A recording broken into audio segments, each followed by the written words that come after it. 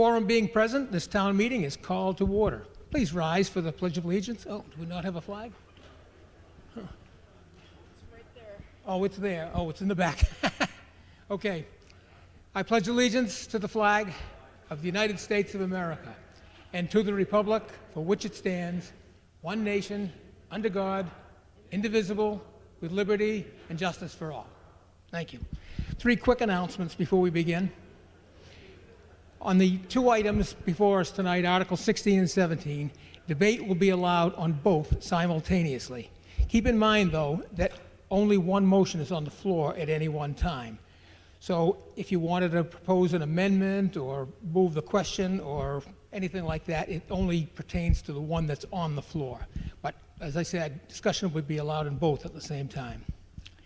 Second, a reminder, tonight all proposed amendments, no matter how small, will be voted upon, just to keep things clean. There will be no so-called friendly amendments. And third, I believe we're going to do something a little different tonight, because I believe we're going to have considerable debate. I may be wrong, but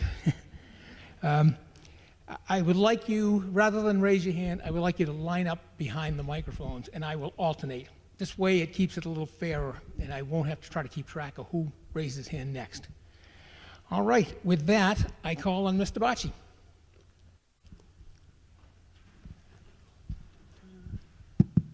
Real quick, guys, Carlo Bocci, Precinct 5.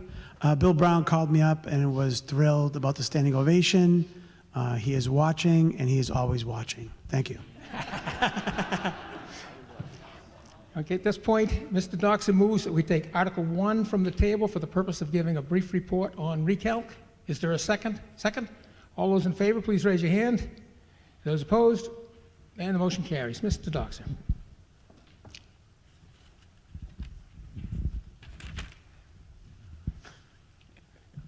Thank you, Mr. Moderator. Good evening, town meeting members. Mark Doxer from Precinct 1, member of the Select Board and member of the Permanent Building Committee focused on the Reading Center for Active Living. What I wanted to do was just to give you folks an update on the Center for Active Living as it is anticipated to come forward next year. So I put together just a couple of slides to give you a recap because there's been a lot of activity. So first of all, I'm going to give you just a high-level overview of what I'm going to talk about. I first actually want to recognize Pat Tompkins is sitting in the front of the room. He is the chair of the Permanent Building Committee and the Permanent Building Committee related to the Killam School and the Permanent Building Committee. Oh, excuse me, you're not the chair of that one, but the chair of the one related to the Reading Center for Active Living. So here's kind of where we are. We had Recalc, and Recalc made a presentation to you back in April, the Reading Center for Active Living Committee. That has since sunsetted, and responsibility for this project has moved now to the Permanent Building Committee. And as a result of the way our charter is set up, we add members to that committee for specific projects. 2 members were added, a member from the Council on Aging, Nancy Zemlak, who's the chair, and a member of the Select Board, and I'm serving that role. The second thing is that we hired an owner's project manager, an OPM, and that is something that we did not have in place before, which is okay. However, to take the project forward, it requires that. We hired an owner's project manager as of October of 2024. The third activity is that an environmental study was done at Simons Way in the area that we're talking about, the former Zani property, and the highlight of the report is it found no contaminants for us to worry about. Fourth, where we are now is in finalizing site selection, and then that will move us into schematic drawings, and it's anticipated this would come forward to town meeting next year, hopefully for April.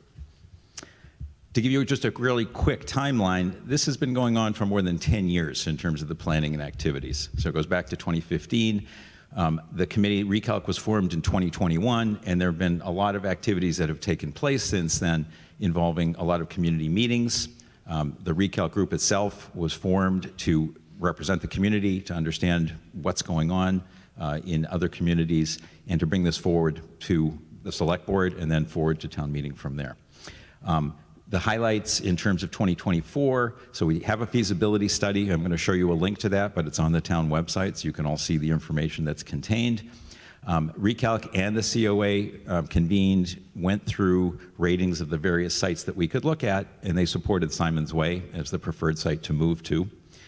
As of last evening, the PBC met, the Permanent Building Committee, and they also recommended Simons Way in a unanimous vote.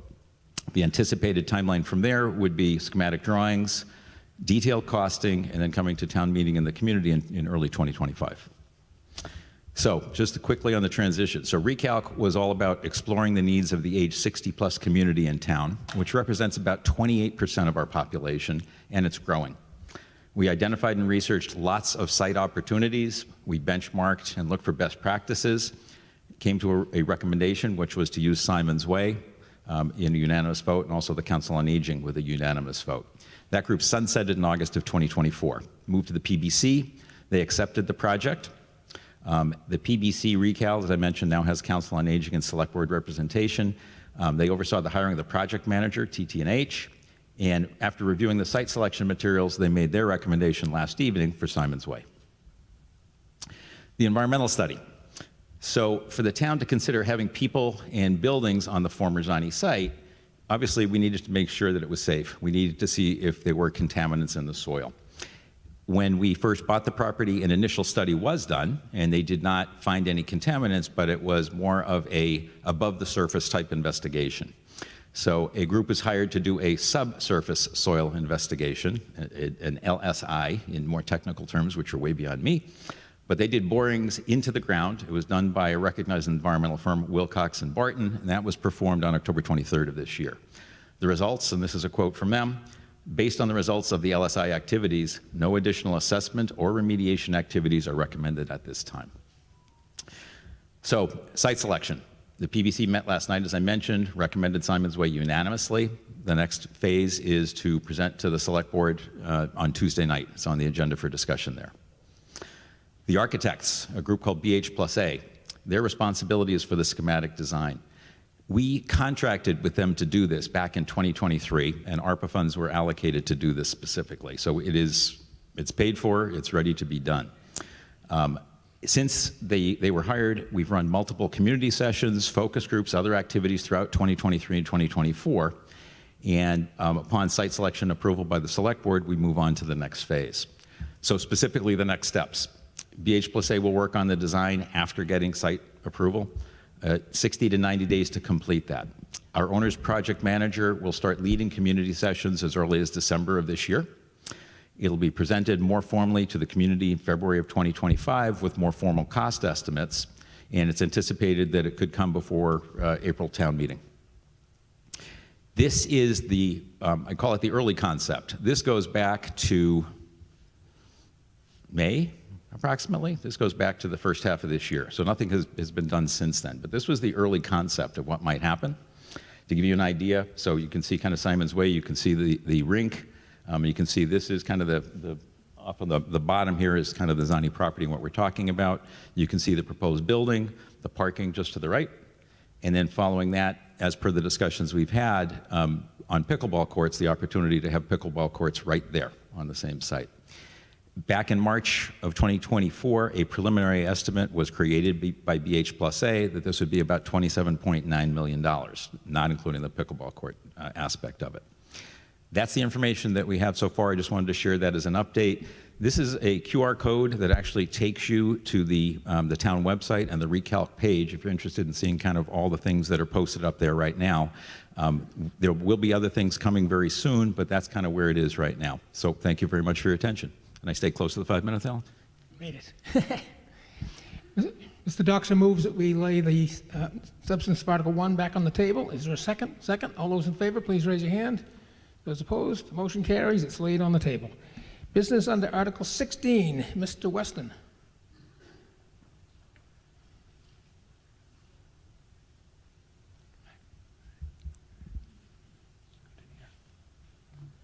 Good evening.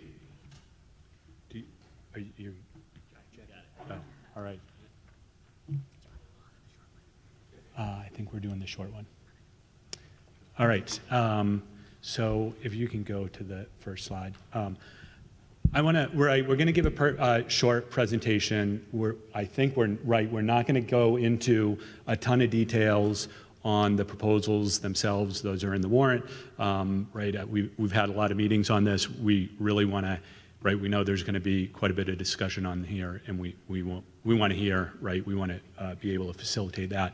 But Before we do that, I just want to give a little bit of background about how we got to where we are. Right, I know a lot of people have been in this discussion, and I'm going back to 2000, right? So a long way here, and more currently how we've worked through this this MBTA communities.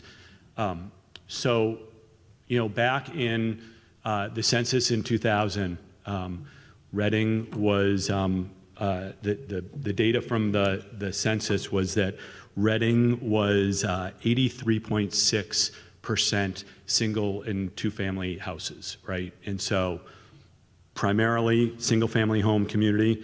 And in the master plan in 2006, it was identified that we needed to add a little bit more variety to the housing stock to give people a chance to, whether it was age in the town or, a whole lot of reasons why we want, more different types of housing in Reading and not just single family.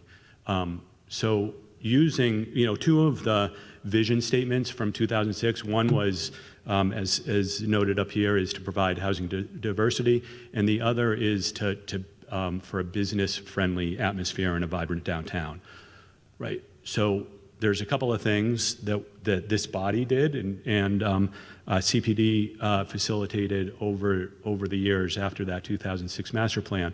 And I'm really going to focus on the downtown and a lot of the multifamily developments. Right, in 2009, we passed the Downtown Smart Growth District. 8 years later, we expanded that district. If you all remember, it was only a part of downtown at first, and then we expanded it to be all of downtown. That same year, we adopted accessory apartment zoning, right, to be able to have more options for housing in residential areas. And then in 2022, we went back and revised the Smart Growth District to put a number of more controls on what was originally proposed, a lot of input on sort of really more than tweaking the zoning, really putting some substantial differences in that zoning, which is what we have today. And over that time, between from 2009 when we started this Smart Growth District to today, we went from 7.8% of our subsidized housing inventory up to just about hovering around 10% now. So that process, that was one of the things that we wanted to do, was make sure that we met that magic 10%, the threshold for keeping 40B housing developments at bay. I'm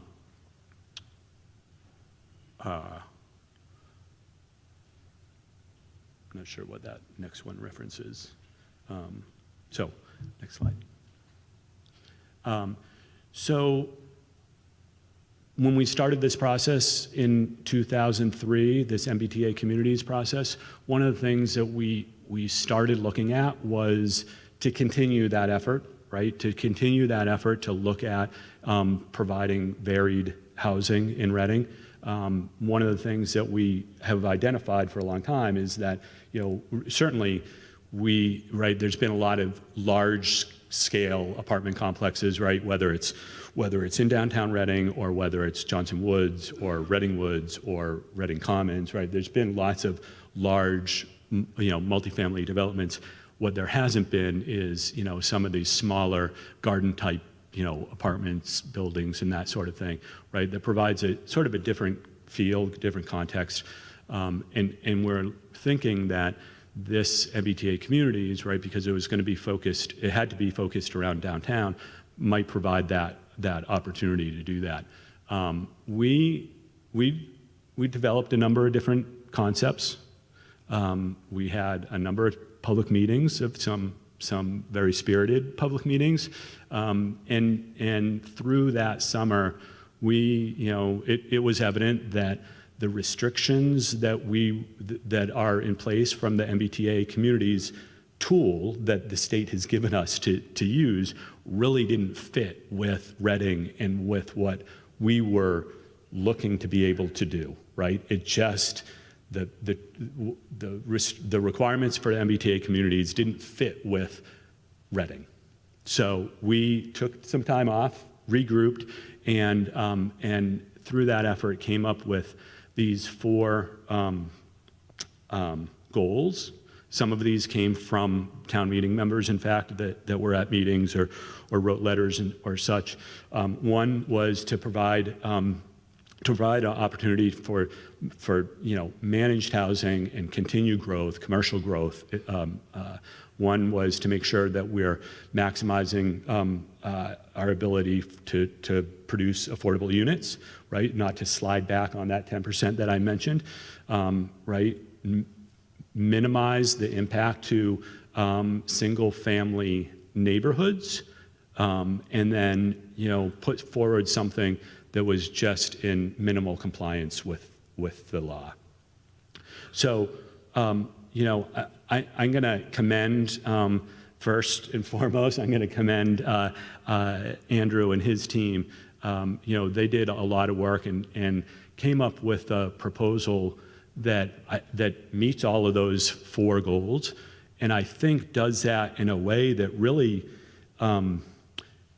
gets us to compliance with really not changing not changing the zoning in a way that will really impact the character of development, right? That was one of the things that we heard early on, right? What the early proposal that was really going to change how Reading looked and felt, and these proposals really don't do that, right? They're really within the same massing and envelope of what we already have in terms of zoning in Reading. The permitted densities do change, but fairly small, fairly minorly, and we propose some changes to the Main Street area to make sure that if that proposal moves forward, that Main Street isn't overrun by housing and we lose the commercial development along that part of town. We were able to, by focusing on the downtown smart growth district, we're able to use that 20 to 25% affordable housing that's already in place, and then use 12% for the other districts. Right now it's 10%, so it does move it up a little bit. Right, there are some changes there, but fairly minor. I don't want to say none, right? But fairly minor. We were able to minimize the impact of single-family zoning. Right, no changes to, I call it neighborhoods. Right, there are some changes to, right, it's that stretch between Anthony's Roast Beef and Summer Street, right? There are a couple of single-family houses there. I apologize if anyone that's in town meeting that lives there. That doesn't really feel like a neighborhood to me. A lot of them are actually commercially used, right, in-home businesses and stuff, and so I think that still fits with that goal of really not changing the character of a single-family neighborhood or zone. And then both proposals are near the minimum compliance. So I think we set what we intended to do here, and are proposing 2 zoning articles to town meeting that really, in our estimation, really won't change dramatically what the character of the town. CPDC did not vote on either of these in terms of recommendations. We did vote to bring them to town meeting. There was not a strong consensus that either one of these proposals was better than the other. They both have some pluses and minuses, and really just thought that this body was the right place to make that decision. And since we didn't have strong feelings on one or the other, really didn't see the need to take a vote. I put this matrix together just like for an overview, right? We can get deep into the details on this. Right? We've been here before. Zoning is, makes your head spin. I wanted to put this right to give a context of what we're really looking at here, without diving into the details. So for the Downtown Smart Growth District, the last zoning, the zoning we have in place, it's based on on the set of tiers. So for each density tier, a developer would need to provide more, I'm going to call them amenities. That may not be the right word, right? But more open space, more parking, more something with historic amenities, yeah. So, and it would allow developments up to 50 units per acre. And so what this proposal does is it actually just takes away one of those tiers and in place puts, by right development up to 35 units per acre. Before it was 20. And in place, we took all of those requirements and made them part of any development. So it didn't change dramatically what a developer or what a property owner can do. It changes the way that we CPDC would manage how a developer comes to us and how we work with them, but it really doesn't change what they can do dramatically, right? There are tweaks here, but nothing dramatic. For the Business D, right, Main Street zone, in terms of density, right, we used to use, or currently we use a floor area ratio. I don't details on that, right? I don't want to go into how that gets calculated, but the important thing, right, is a floor area ratio with a four floor maximum, and we're changing it now to a dwelling units per acre. The resulting density is about the same. So we are seeing 20 units per acre, I think. 18 to 20 units per acre on developments that are developed along that corridor. We would allow up to 25. What we've seen along that corridor is it's not the density that controls the development, it's many of the other requirements. It's parking requirements, it's setbacks, it's circulation that really drives how much building can be put on a particular lot. We really didn't change those requirements much. One of the things, as I mentioned, one of the things we really tried to do was change things as little as possible and still be in compliance, whether it's here or Downtown Smart Growth or the A80. The same thing with the A80, right? We changed it from a floor area ratio at 5 floors down to 4 floors, but with a dwelling, 20 dwelling units per acre. We tried to get that as low as possible. It is also a little bit higher than what's allowed right now, but not dramatic. I mean, what they're achieving right now, they're at, the developments on those are around, I think, average 15 dwelling units per acre, and we would allow up to 20. So there is some room for development on those sites, but right, again, not really enough to change the character of any of those sites. Yeah, so right, I just wanted to sort of get across that right, we do, the CPDC did, right, we tried to use this as a way to further achieve the goals of providing a variety of housing. We learned like this MBTA communities tool is not the right thing for Reading. and develop these two proposals that we feel, well, according to the analysis, right, they should get us into compliance and doesn't create a major change for what is developed versus what we can do already. I think it's important to note that any of these, any development coming through these zones will come through CPDC just like they do now. And so we still are in control of these developments, even if they are, quote, by right. And one last thing I'm going to urge is, right, I know oftentimes this body will start to try and modify numbers or setbacks from 10 to 5. I urge you all to try and resist that. These particular proposals are very carefully crafted so that they are in compliance.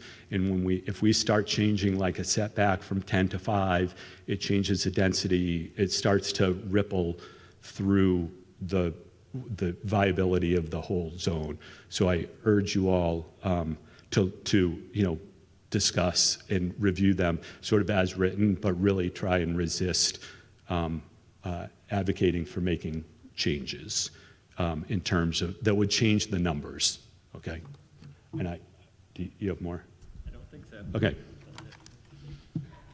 Oh, is anyone? Sorry, that was okay. just a compliance slide for minimal. All right, yeah, so right, the two numbers that you want to focus in on here, right, is these are the two proposals, 16 and 17, 16 and 17. One, the 16, right, Article 16 with the downtown smart growth and the business D, which is along Main Street, would result in 1,575 units that are potentially built in total, including, right, this is not new units, it's for those entire districts, right? What we needed to get to was, I'm looking at Andrew, 1493, so just over that. And as you'll see, the downtown smart growth plus the A80 expansion, which is warrant Article 17, is pretty close, 50 less, so 1526. And I think that ends our presentation. Okay, thank you. Further discussion? You line up at the microphones. Oh. Please line up if you would like to speak.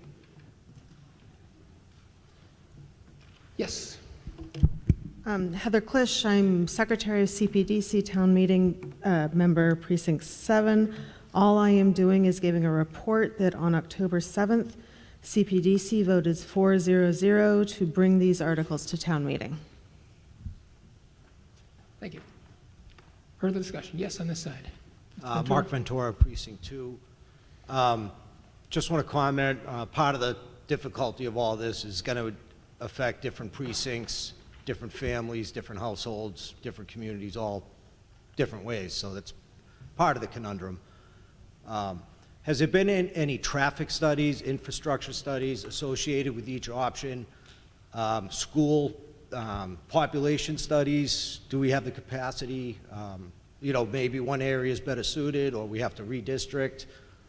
Has any of that been done? That was sort of in the spirit of the budget amendment, the successful budget amendment I made in the spring to at least perform a traffic study for some of these options. We did not do a traffic study, right? Did we look at? So, if I can. Mr. McDaniel? So we did not do a traffic study because that is brought with can be required for every individual project that comes during site plan review. When we were here in April, there was an entirely different concept looking at infrastructure, maybe in residential neighborhoods that hadn't been touched a while. As we evolved towards commercial districts that are already being developed and have already seen infrastructure invested in recent memory, right? Just a year or two ago, we've looked at sewer and water downtown. We've upgraded, we've maintained, and we've improved our infrastructure in downtown and on Main Street. So there was less of a need to full study that, as that work was already being done while we were developing these concepts and is continuing in what are already priority development areas. So there is no study on that because the infrastructure was just upgraded and is adequate for any short-term development growth. Short term, but in the long term, I imagine once these are passed, it'll be very difficult to change the zoning bylaws, say halfway through. We have a massive increase in development to suit, because we've opened up the zoning. In order to change it, we'd probably have to go through the state legislature. Right, so if you're changing zoning, it will follow this same process, and we have to submit to So EL3A. I employ my fellow town meeting members to think about loss of control of our community, similar to the recent high-density developments we've had in the parking conundrum and the kiosk being shut down now, but that was part of, we have to me, we have subpar parking ratios in the past high-density developments, and in here, where, I have a two-bedroom apartment, I have a single-bedroom apartment. I'm in there with my wife, let's just say. I'm not gonna have one car. Typically both spouses have a vehicle, so now we have a parking problem, and this is just gonna amplify that. So I just employ my fellow town meeting members to think about control, think about the least intrusive option, where we'll have more area to sort of reset and rethink, before we approve a whole big massive scheme and then get into trouble halfway through when these developments start happening. Thank you. On my left. Hi, Eileen Manning, Precinct 5. Could someone please speak to the changes we received at 5 o'clock today to these two warrant articles? Specifically, I'm interested in Article 17. You referenced a density of 20 units as you were speaking, but it looks like it's been changed to 35? So the revisions on Article 17, and both I think have revisions on them, but it was revision specific to 17, and that was specific to the motion language. The actual zoning bylaw language in that article did not change. It was more about the motion language for town meeting to use to vote on. I believe in the downtown district, it's 35 units an acre, but in the A80 district, it's still 20 units an acre, which is found on the footnote in the section 6.3. So in section 10.5.6.1, residential density allowances, 20 is crossed out and 35 units per acre is put in, and this is on page 9. Yes, so that's the smart growth district. Okay. And then on page 10, in 10.5.12.1, it references 20 units per acre. That may have been a missed option because that should be changed from 20 to 35 within the tiered waiver schedule. There's a paragraph there that mentions for densities in excess, but that should read 35 as well. So was this an error and all the calculations that were originally done were based on a 35 and not a 20 in this circumstance? So the proposed density is 35 units an acre. But what we originally received said 20 in the warrant. If that was in the waiver, but not the dimensional controls, and I can look at this real quick.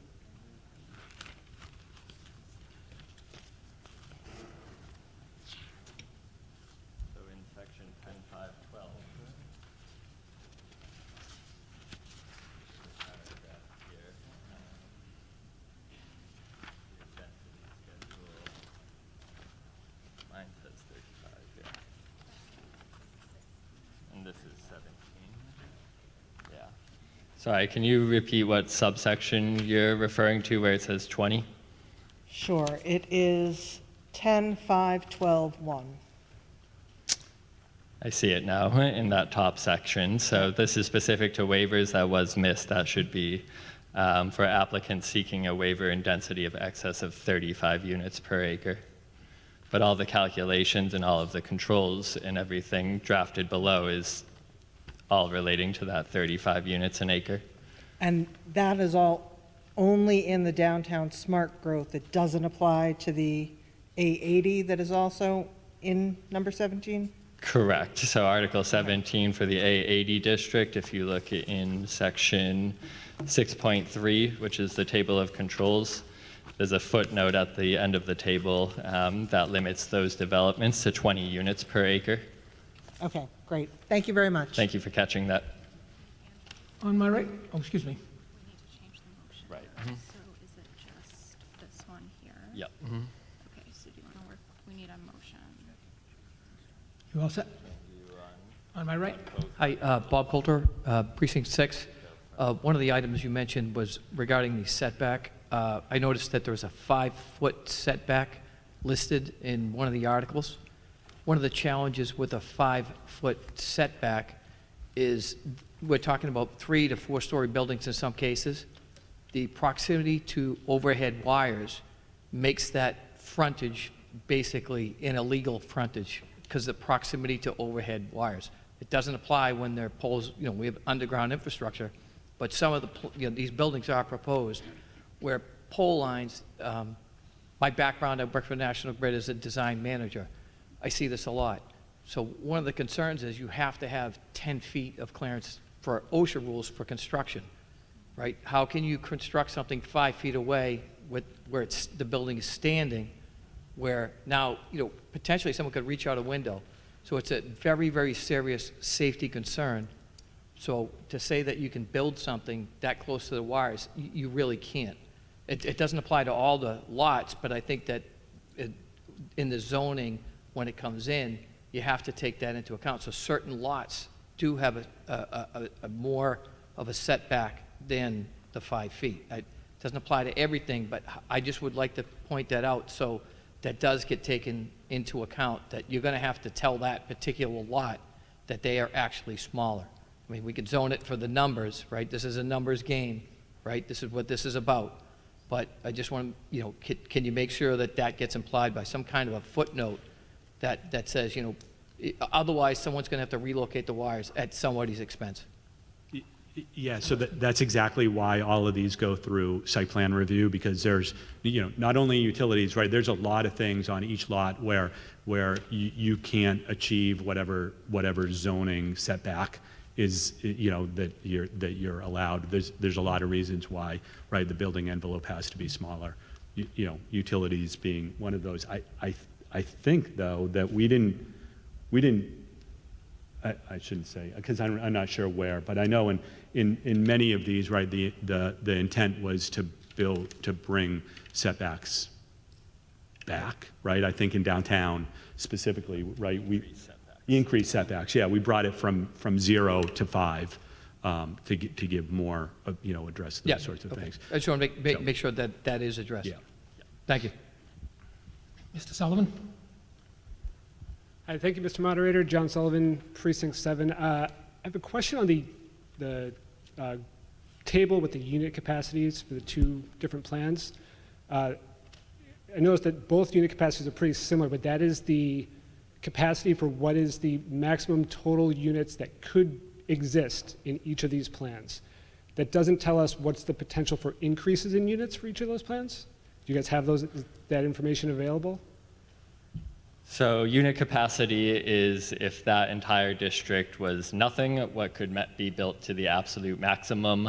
I do have some projections, and it's based on a rough equation that if we look at the average units per lot and look at certain percentage rates of development, we can see that over the course of, call it a decade, in the Article 16, you might be looking at about, just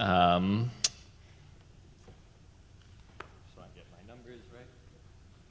I'm sorry. Oh gosh.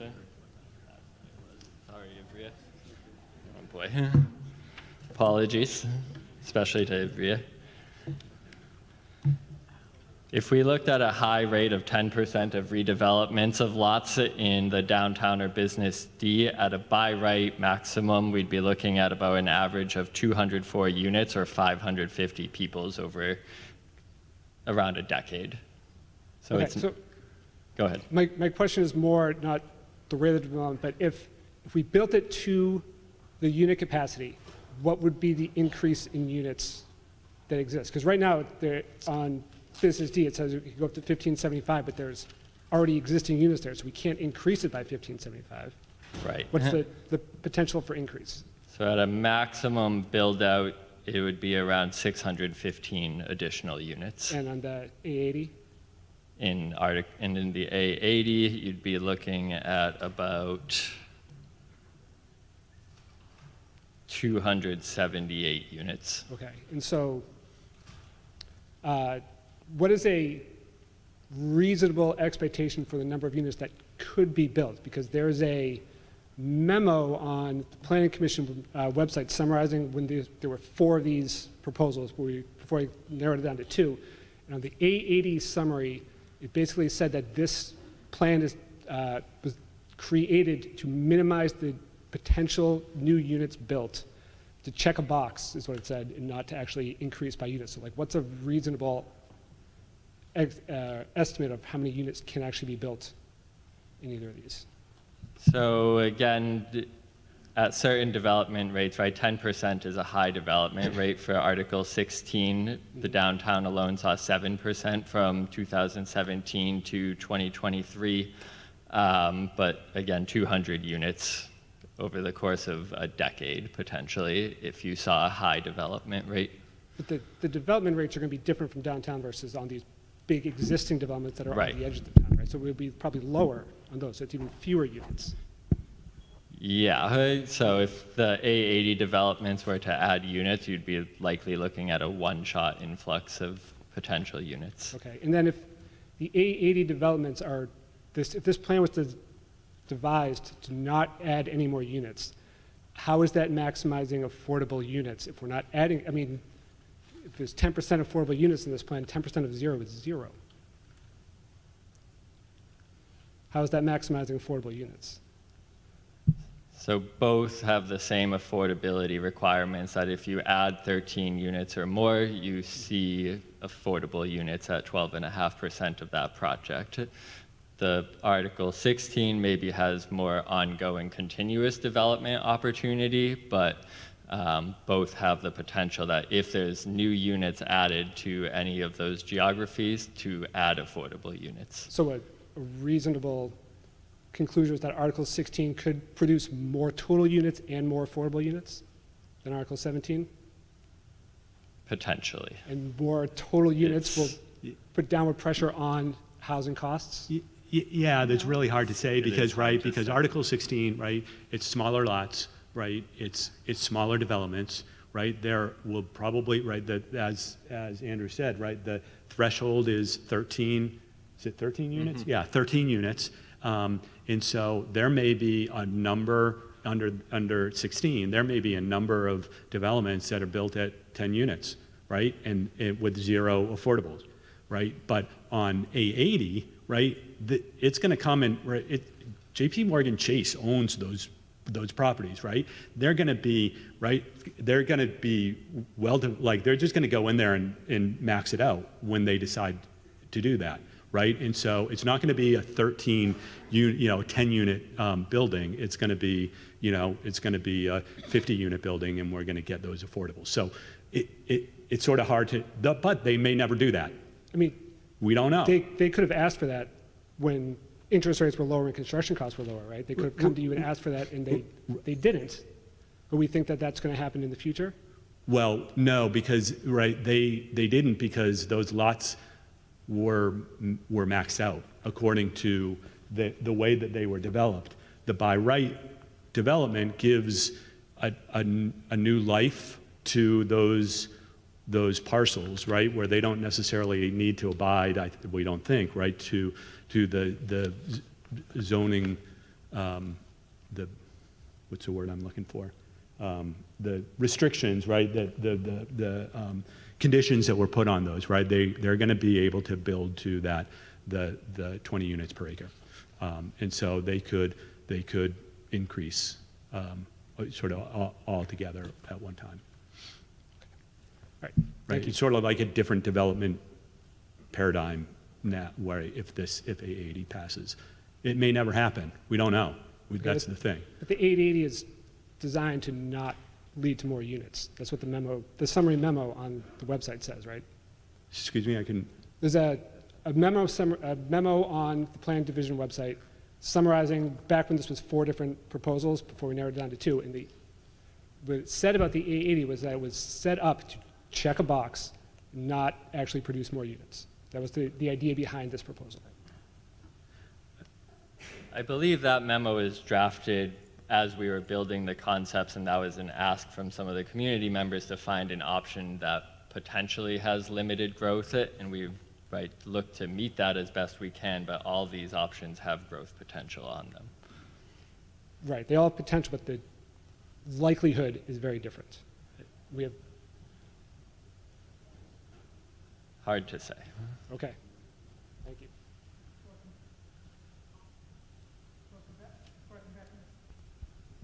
Hello? Oh, there we go. Before I come back to you, we have a little bit of housekeeping to do. We need to fix that number that was 20 and it should have been 35. I've actually lost track of where that was. Can somebody put together a cogent amendment proposal and we'll vote on it? Do we know exactly where in the motion that is?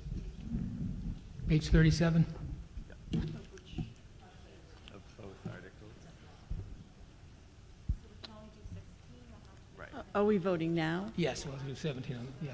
It's like, who knows how much stuff is in there? Sure. It's a motion because we need to change the Can you go bylaw, to right? 16, Jackie? The motion? Yeah.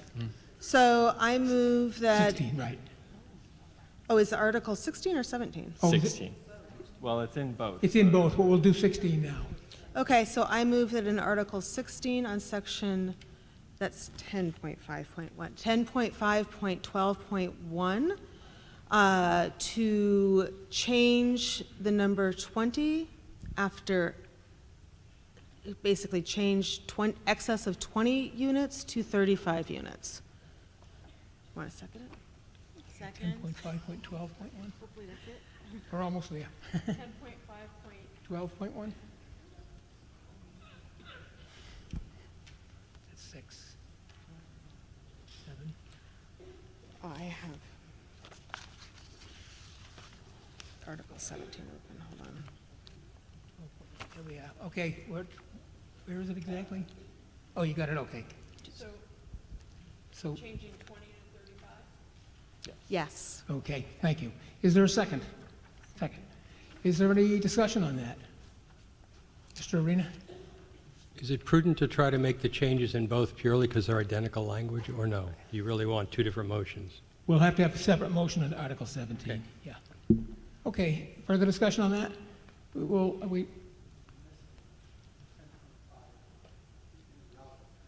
I think it's just cut off on the block. I mean, off the screen. Oh, okay. All right. We ready for a vote on this, just on the amendment? All those in favor of the proposed amendment, please raise your hand. Those opposed, the motion carries. Thank you very much. Now, Ms. Downing? And then do we need to change it in Article 17 We also? will later, yes. Okay. Hi, Mary Ann Downing, Precinct 4.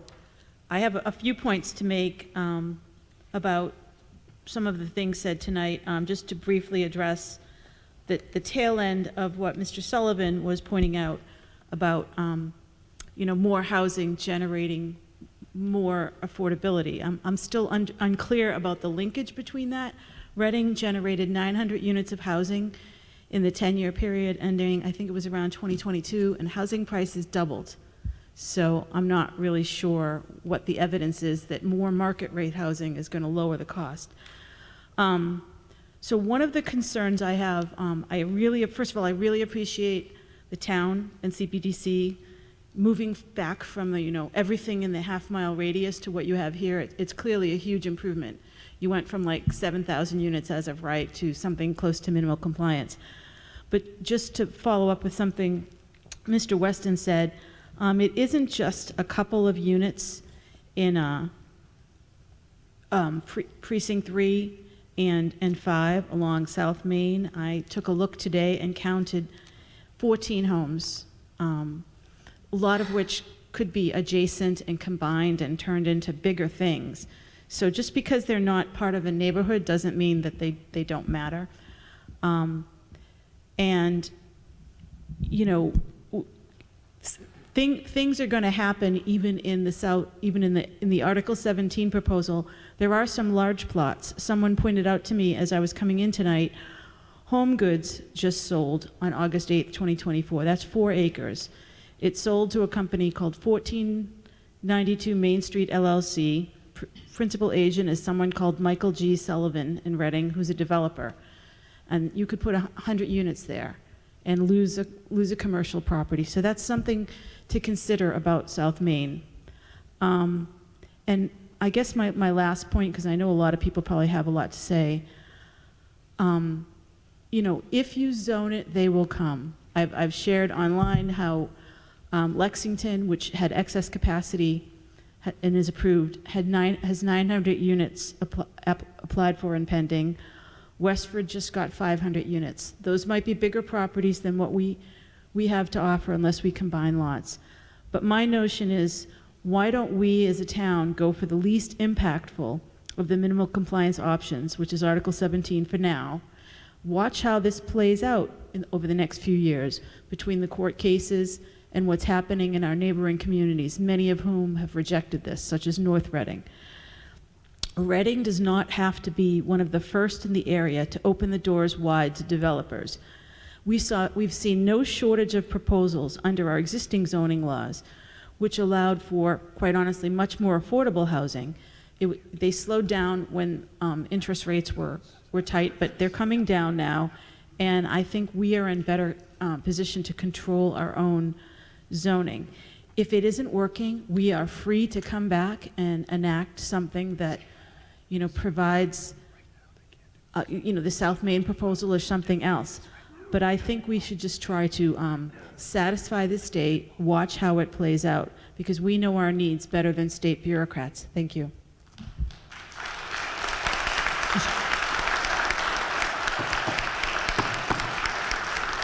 I can just make one note. Mr. McNichol? If I can only just make one note on maybe two. There are about 14 or 15 S15 lots at the tail end of that South Main Street district. Currently S15, about 8 as they stand meet the minimum lot size, but you are right, they could be combined in the future. The Home Goods parcel up on Business A, North Main Street, already allows multifamily at an uncapped density where density cap is proposed today, and or they could do mixed use today by special permit as proposed tonight. So that Home Goods site, with or without these changes, could be developed into multifamily or mixed use, again, with or without these changes. Mr. Arena? Thank you, Mr. Moderator. John Arena, Precinct 1. Could the town clerk just briefly summarize any other changes that were mailed out this evening beyond the 20 and 35? Were there any other material changes, or was that it? I have no idea. I was just asked to send it out. Okay. A question for town council. I happened to watch the proceedings in the state judicial court between Milton and the Attorney General. It was fascinating. I'm not an attorney, but it's clear it's still in debate. And I've been told that it's unlikely to come to conclusion in under a few months. And again, I have no idea how these things run. But given that it's not settled, if this body chose, what language could be employed in either of these proposals that would either stay the decision made tonight until that's settled, or alternatively, provide the opportunity for us to revise what we've said months earlier to comport with whatever might change pending the Milton or any other challenge to the law?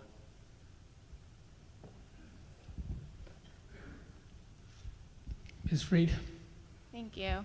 It's an interesting question. So the question is whether we could incorporate language into the motion that would stay the effective date of the zoning until the court case has been resolved. Is that the question? Or alternatively, give us a right to revise. We're essentially making a deal where the other parties, conditions aren't bound. Mm-hmm. Either we stay our decision until the conditions are set, or when they're established, we get another chance to revise what we've committed to.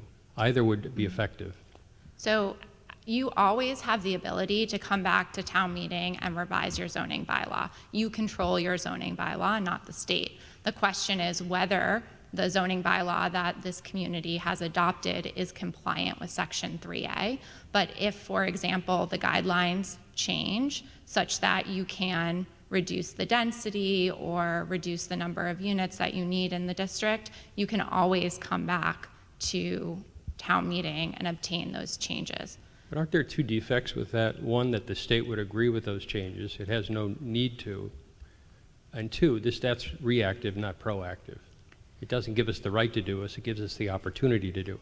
So the municipal law unit is only empowered to deny a zoning bylaw change if it conflicts with state law. So provided the guidelines, or if there are regulations that are promulgated by UHLC, change such that you are permitted to reduce the density, for example, the AG municipal law unit would be obligated to approve those changes. So I'm not exactly sure what the question is around getting their consent. They would just be looking for conflict with the Constitution or Okay. state law. That I understand, but any projects that were launched in mid-stride based on the existing language are out the door. Absolutely. So it's the same problem. Is there a way to agree in principle with the language and spirit, but either stay our submission or date its imposition at a date in the future, whereby we have the right to understand that until it's settled, no developer is going to basically run with premature language and potentially put us in a position we wouldn't otherwise be? So I've a few concerns with that. My first is that if we stay the effective date of this until after the court case, and the court case isn't decided until February, March, who knows, what does that mean for this interim period? Are we in compliance? We don't have to have an HLC or EOHLC and MLU approved by law by the end of the calendar year, but it needs to be submitted. So I question whether they would accept like a bylaw that is effectively delaying its effective date as being a compliant bylaw by Is their that a term. separable problem, or that question can be asked in advance? I can definitely, I can text Margaret, see if I can get an answer from her right now, but my guess is that that's something I can ask and maybe be able to get an answer to, but I doubt I'll obtain an answer tonight. No, I understand. I would, who knows how they'll judge, but given the amount of resistance, I would take it as, they would see it as a positive step and just reflecting the immature state of the conversations thus far. I would ask the town council do that, report back to town meeting as well as CPDC what that language would look like, whether it would be simply a time certain in the future or some other mechanism that would commit Reading at the time the state is committing to us and it's settled. In front of CPDC, the two gentlemen, young men, showed up and talked about affordability, and I was struck by both of them. I knew one of them by name, Mr. Moresco, and I really was very sympathetic about his desire and his need to stay in the town of Reading. Economics is one of those things like physics and gravity. It is what it is. You can't argue with it. And sadly, price of materials hasn't really moderated. So while we may want builders to build for less, they start with the same cost basis. And in the case of 3A, I believe there are no obligatory affordability requirements, so they have no requirement to build affordable units in 3A. Although we may want them to, we don't have the recourse to force them. I don't have any great answers. I can tell you in 1982 when my wife and I bought our first home, it was Kraft macaroni and cheese sandwiches for a year and a $4,000 loan from my mother-in-law, and that's how we stuck it together. I don't think it's any different today. It may be harder, but I think it still comes down to stitching together the pieces. I'm very sympathetic with the argument, but as has been said here earlier, these units will probably go to the highest bidder. And contractors are motivated to do that because they have investors and they have a return on investment metric that they've got to hit too.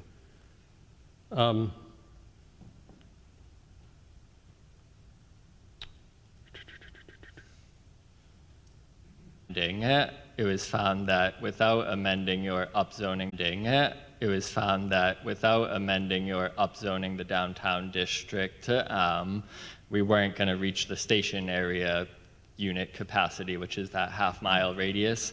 So we had to, in lieu of upzoning the A80 areas, we had to bring the downtown district back up, which is why why it's the same in both articles, and that allowed us to lower the A80 and reach compliance in the same breath. But prior to lowering it, what was the number approximately? I mean, it was at 35 units an acre, I believe, 30 or 35 units an acre in the A80, but it was still around a 1,600 unit capacity, if I remember correctly. I recollect it being close to or over 2,000, but it doesn't matter. It's not on the, all I'm trying to suggest is CPDC intentionally trimmed A80 to make the two identical, so that dimension wasn't a point of contention in this body. Correct.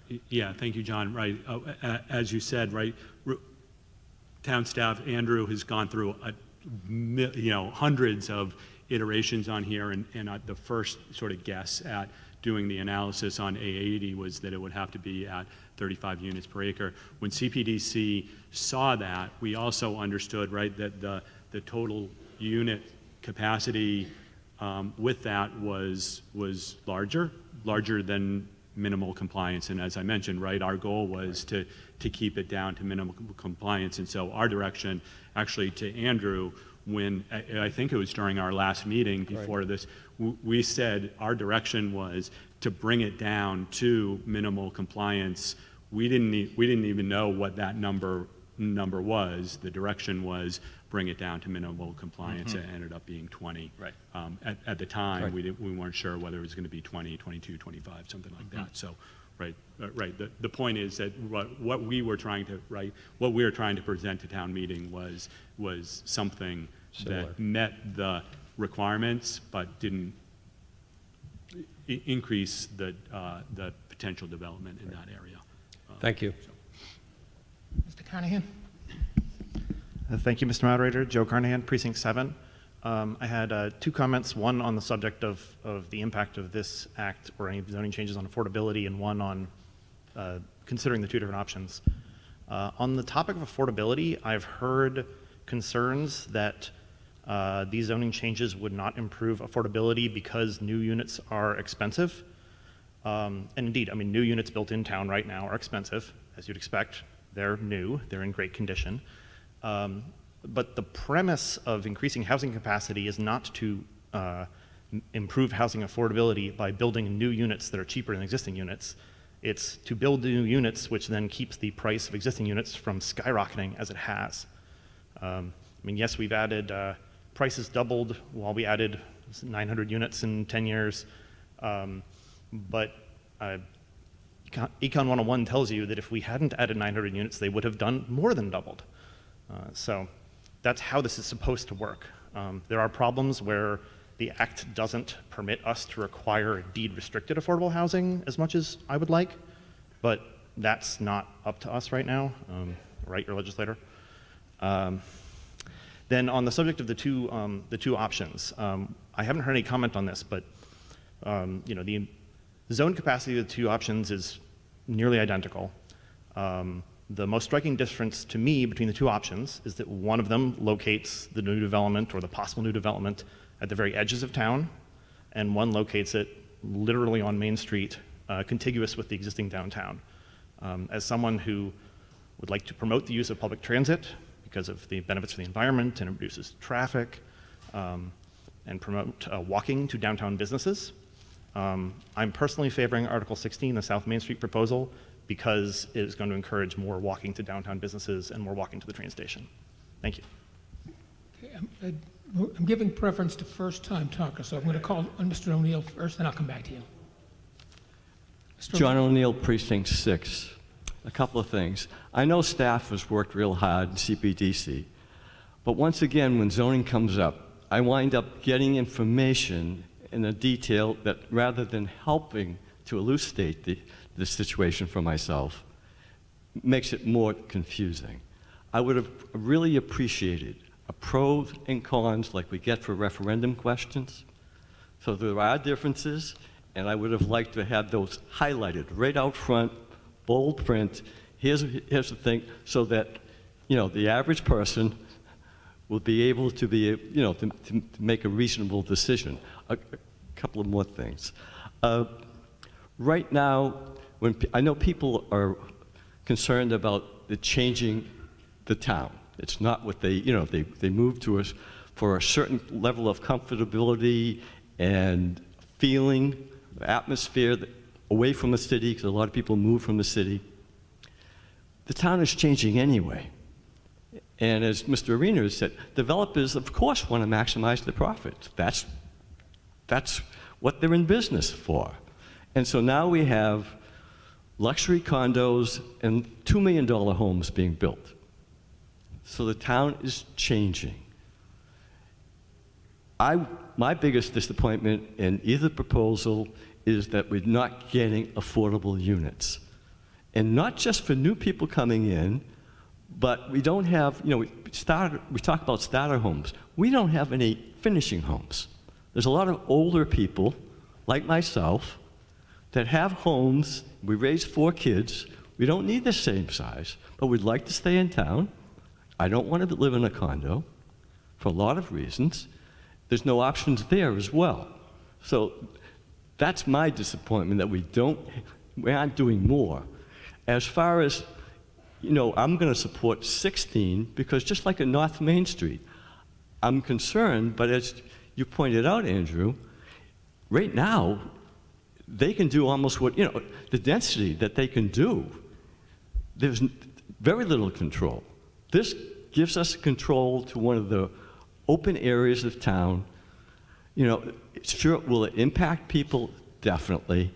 There's almost nothing that can be done that's not going to impact some people. And once again, like I said, things are changing anyway. At least we'll have some control over 2 key areas along Main Street that will, I think, provide some positive controls for the town. And yet, I wish we were doing more affordable. So I'm going to support 16 because I think it gets us a little bit, just a very little bit, though, further along. Ms. Binder. Thank you, Angela Binder, Precinct 5. Thank you, Andrew and town staff, CPDC, for all your hard work. And thank you, John, for that presentation in the beginning with some of the history of where we are and where we got here. Usually when we talk about zoning, we talk like this in little bits and pieces, but a number of years ago, the town did rezone the entire zoning code. And notably, there was one section of the zoning code that did not change, that town meeting was very adamant about not changing, and that was number 1, the purpose. And I don't know how many new town meeting members actually read the whole zoning thing, so I'm just going to read a little bit about it. But the bylaw has been adopted to govern the use of land, size, height, bulk, location, and structures of building, to promote the health, safety, and general welfare of the inhabitants of the town of Reading, to lessen congestion in the streets, to provide adequate light and air, to prevent overcrowding of land, to avoid undue concentration of population, to encourage housing for persons of all income levels, to conserve the value of land and buildings, including the conservation of natural resources and the prevention of blight, to encourage the most appropriate use of land throughout the town, to preserve natural conditions, historic sites, and to enhance beauty and amenities. So I think a lot of people want to preserve things about the town. We're also concerned about housing for persons of all income. And I'm concerned about that too. And I think, thank you for bringing up the Smart Growth District and the history, because I was looking into that a little bit. That the program started in 2004, and I think we first started talking about it in 2008. And Reading was one of the very, very first towns. And I don't have a number, but I think the number is about 42. That number might be a little old for the number of towns that have adopted smart growth. And what smart growth is, Chapter 40R, according to the MassGov website, is to substantially increase the supply of housing and decrease costs by increasing the amount of land zoned for dense housing. We have voted 3 times already to bypass our own bylaws to allow for dense housing because this town is concerned about affordable housing. And we have done that. And that, I think, is the carrot approach that I like the state to take. What I see the MBTA communities is the stick approach. It's really the stick approach. And I'm not so thrilled about that approach.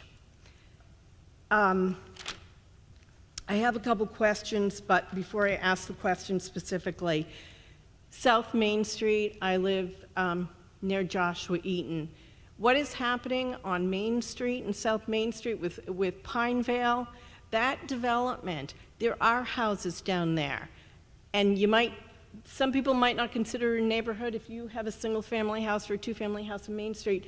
But if you have the possibility of having one of these big buildings right next to you, that's not the neighborhood that I would want to be in.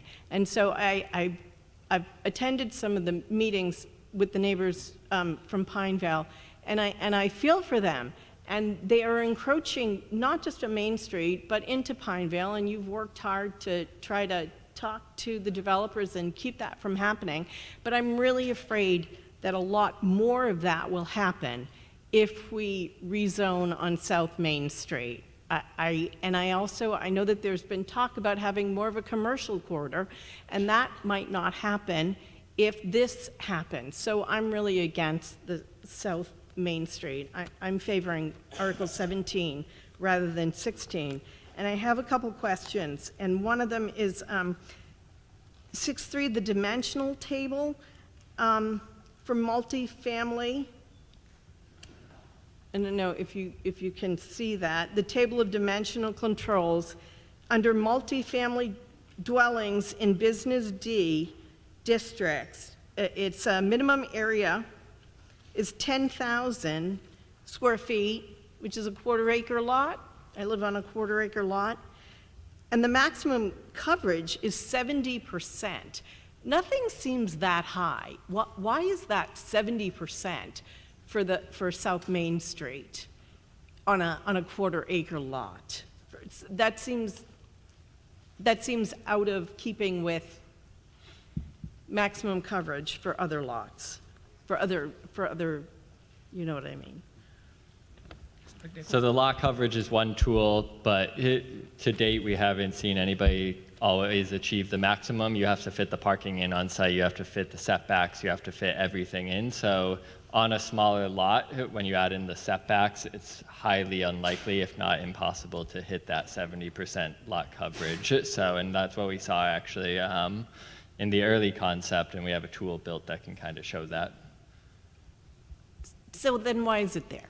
Like, you know, Yeah, so, right, someone mentioned right before, this is a numbers game. It is a numbers game, right? And so in order to be compliant with MBTA communities, right, we need to allow a certain lot coverage to get us the potential units. We know, right, we've seen enough development, especially along that corridor, you can never get there. You cannot get to 70% coverage. You just can't. There's not a parcel there that would get there. But that's the numbers game. We don't like it, but that's where we're at. But if it's by right, if they found a way to do it, they could do it by right? Yeah. Okay. Well, that's not good. Yeah. Yeah, okay. Another question. I also was confused about what was brought up earlier, the 10.5.12.1, because it's 35, not 20. But that means now that there is no waiver needed for density below 35 units per acre. And did that need to change? Like was that part of the numbers game too? Because there were meetings for months that CPDC and people were on Zoom. There was a meeting that went till 1 o'clock in the morning where people were talking about it went on forever and ever, and it went on forever and ever in town meetings. I So remember, yep. So why are we So, mucking with this? Yeah, so what we did, right, was all the requirements that were in the tier between 20 and 35, we took those out and incorporated them into the base zoning. Where? In other parts, right?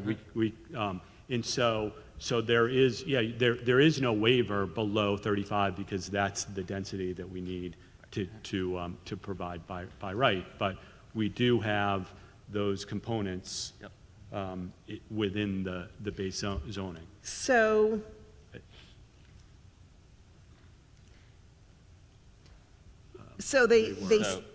all of this, 1, 2, 3, and 4, also apply to things under 35, but just somewhere else? Is that Right, so we added a by right project open space requirement. We increased what was existing at a 10% commercial space requirement for mixed use. We upped that to 12.5% for all projects. We have the parking proposed changes and additional parking in additional tiers below, and the historic preservation was moved as a density bonus below as well. I'm looking, can you go up? No. That right there. Applicant specifically seeking a waiver for density in excess of 35. So were there additional restrictions, or is a waiver still needed for things between 20 and 35? That's what he was just, right, if you scroll back with these crossouts, right, that's what was required for waivers between 20 and 25, right? And so those were incorporated elsewhere. And the list above is still applied to all projects seeking a waiver. Okay, now I get that. Okay, all right. Right, right. Our goal was to really minimize the changes and be in compliance, right? So we took anywhere, right, where there was a requirement before, and we tried to get that to the degree that we could into other places in the zoning bylaw. One last question, 6.5.7. Alternately, a payment in lieu of providing front yard trees as required above into a fund established by the town of Reading for placement of trees that shade and provide at a rate per required tree. Is that on the same property? I mean, I wouldn't want there to be a payment in lieu and then the trees get planted, I don't know, across town. That doesn't seem fair. So what is that about? Fair. We could likely chat on how to structure that fund and what the requirements of that fund are, but once those funds are in, it can be difficult, right, when you limit your area of where to plant it, and in the ideal, they're on site. That's what we want. The trees are on site, but in the light that they aren't provided or able to be provided for healthy trees, then we can plant one elsewhere. Okay. But If there's a ideally, way to, because it doesn't seem fair that if this is the project and these are, that you can pay to have something somewhere else. So I do appreciate all the work. I'm not going to vote for Article 16. I will vote for Article 17. I've heard from my neighbors, and I see what's going on in South Main Street, and I'm in favor of minimal compliance. Thank you. Over on the right side here.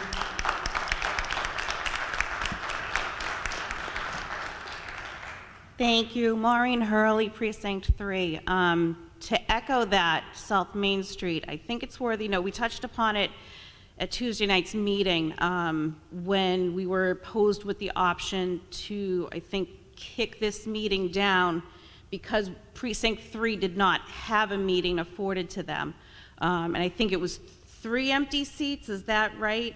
I also think something that didn't come up is that we also did not get our precinct meeting or have an effective precinct meeting back in April because we didn't reach quorum at that. So Precinct 3, which is predominantly in that South Main Street area, not only, we have now missed 2 precinct meetings and have empty seats, which we have, not because they're empty, we haven't had an opportunity to fill those seats. So for people here, and I think it's a lot of it, I think this is a lot of like, not in my backyard, yep, push it down there. Likewise, people down this end could say, you know what, yeah, they should absorb some of it there. But I think in this particular case, I have a really hard time swallowing this pill when we have empty seats, we're underrepresented, and we have not had an opportunity to get representation that is so concentrated to this very subject. So I don't support Article 16. I don't know if I even support Article 17. But I think that's really pertinent to know that we have empty seats that we haven't been able to do anything about now for several months. So thank you. Ms. Hillary? Thank you, Mr. Moderator. Jennifer Hillary, Precinct 4. I have a question about the revision that we received tonight. When I'm looking at the revised Article 17, page 13 references a map that refers to Article 16. I feel, is this intentional to have a reference to Article 16 in Article 17? So yes, that was intentional, that in the light that Article 16 does pass and Article 17 is still considered in both pass, that there's no conflict there between both articles being approved. I see. Just due diligence. I see. Thank you very much. Ms. Janowski? Thank you, Mr. Moderator. Karen Janowski, Precinct 2. Just to echo what Mr. O'Neill said about the pros and cons, it really would have been helpful to get a better and a clearer understanding of the differences between the 2 articles. And because I was so confused, I brought the information into generative AI. I don't know if anyone else did it. I brought it into ChatGPT. What? And it liked AI 880, Article 17 best. It said it was less disruptive to the community. And again, it does depend on what you put into it, but I needed to simplify it. I found this confusing. I needed some easier information to understand. I really did think that understanding the pros and cons of each proposal, because they are different. The other thing, and I think it might be echoing what the previous speaker just said, that I was wondering, do any of the CPDC members, select board members, or town employees live in the impacted district? Do any of them? Because I think that representation of that area is so important. And I do wonder, Mr. Weston, for example, if you lived there, which proposal would you go with? So I didn't entirely hear your question. Right, there's 3 things that you brought up. One is, right, this has been somewhat politically charged, and right, like a lot of the information that we've put out in the past has been, mischaracterized, right? Right. The intent here is you guys, right? Right. We can read. We can look at this, right? We didn't want to summarize this because of the criticisms that we'd have in what that summary was leading to. So that was on purpose, right? Because we didn't want to misrepresent anything. There is one CPDC member that owns property or is involved in property in downtown. He has not been involved in this, right, due to a conflict of interest. Was that your question? Well, I was just wondering if anyone that's been presenting this information is in fact impacted by the outcome. Because I do think that, I mean, like the previous speaker just said, Precinct 3 is not really well represented here. And so that not in my backyard is an important consideration for us.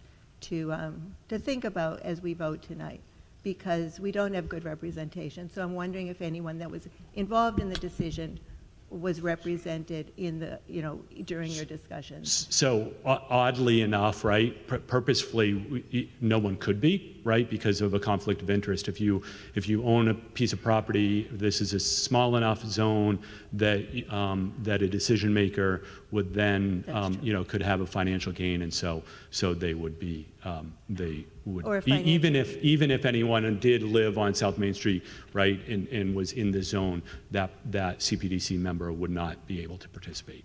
But they could still, yeah. But Yeah, they, yeah. their financial loss, it really does need to be considered. So I just wanted to raise that Yeah. point. And just ask you, Mr. Weston, if you lived there, which article would you approve? I might approve both, honestly. Maybe not. I honestly don't think that that either of these will change much of the development. I've been, as was noted, right, I've been right there in the discussions of South Main Street on, with how that impacts the abutters. I honestly don't see that the changes that we're proposing here will make much of a difference in many of the discussions that we had during those meetings. Perhaps that maybe I would vote for 17. The concern I have personally with 17 is that we may not see something for years, but when you see a change there, it's going to be, it will be noticeable and big. So maybe that's good, maybe that's bad, I don't know.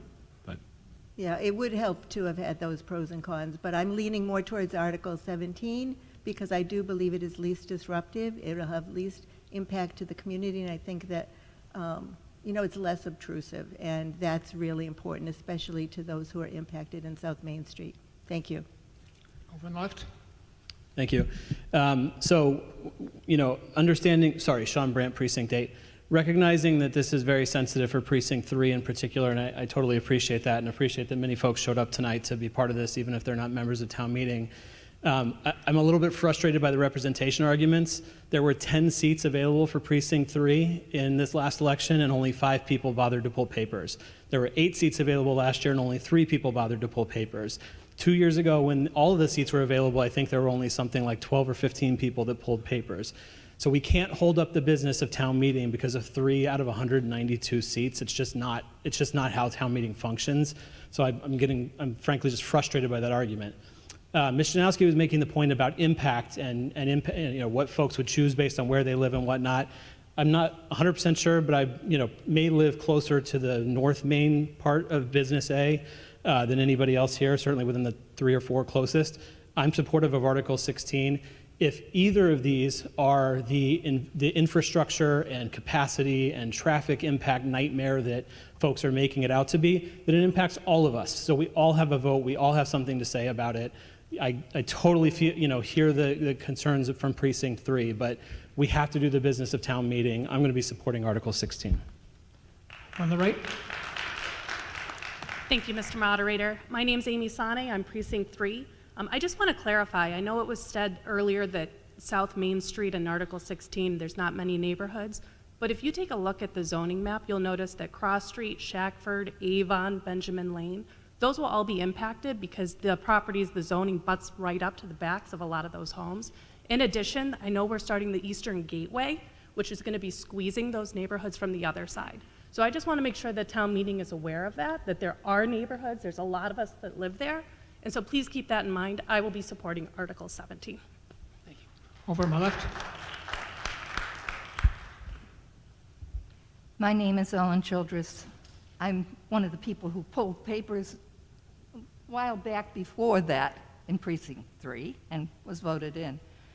Even the people who pulled papers couldn't be, or anything, when we had not enough people, we could not even allow the people that were willing to serve a chance on the board because we didn't have a quorum.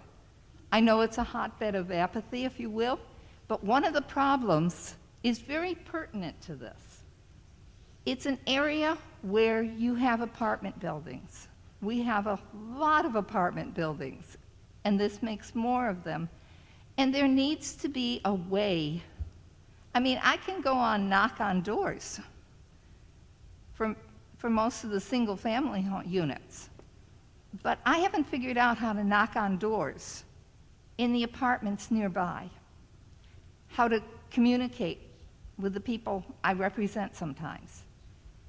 And maybe that's something that could be addressed in some way, because that's why it doesn't have the representation it needs, is because there isn't really a connection that needs to be there. Thank you. Ms. O'Neill? Mary Ellen O'Neill, Precinct 6. I will be voting to support Article 16. I just want to verify that we've made a motion for both of these and they've both been seconded, and they're No, on the floor. we've only made a motion for Article 16. That's the only one that's on the floor. Okay, that's one, okay. But we're talking about both. Yes. I will be voting in favor of Article 16 for the simple reason that there is the capacity for more actual new growth. This is, to me, a vote for the future, and it's a vote for the generations that come after us. And to be very honest, I'm disappointed that we're doing this minimal compliance approach. I don't think we have to go 7,000, but I wanted to see a few more options in terms of diversity and possibilities for people. I have children who are house burdened and rent burdened, and this may not be the cure-all, but it's one strategy to be tried, and I want us to do that. And I want us to be forward-thinking, and I want us to keep moving forward on housing issues and thinking outside the box and coming up with some other ideas.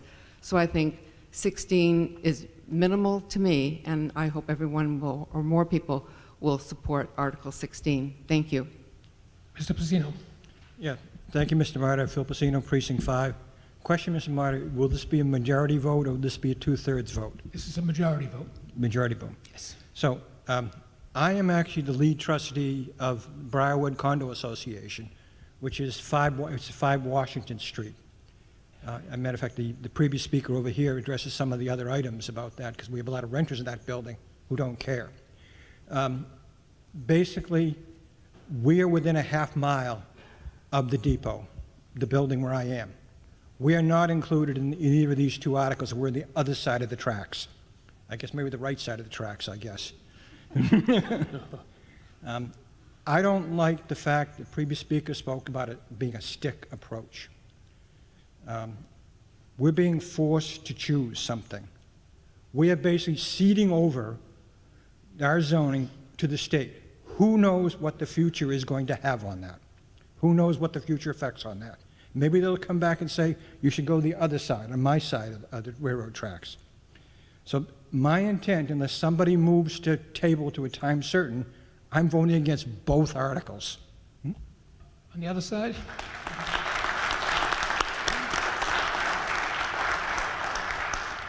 Doug Bruce, Precinct 3. My thought about the Precinct 3 representation issue is twofold. Number one, we were not given a chance at this particular town meeting to have a precinct meeting, and that is the major crux of why I'm frustrated with this. There was no precinct meeting due to administrative error, and that is not the fault of the people in Precinct 3. What would have happened if, say, Precinct 6, okay, what if their precinct meeting was canceled? Precinct 3 matters as much as any other precinct in this town. Thank you.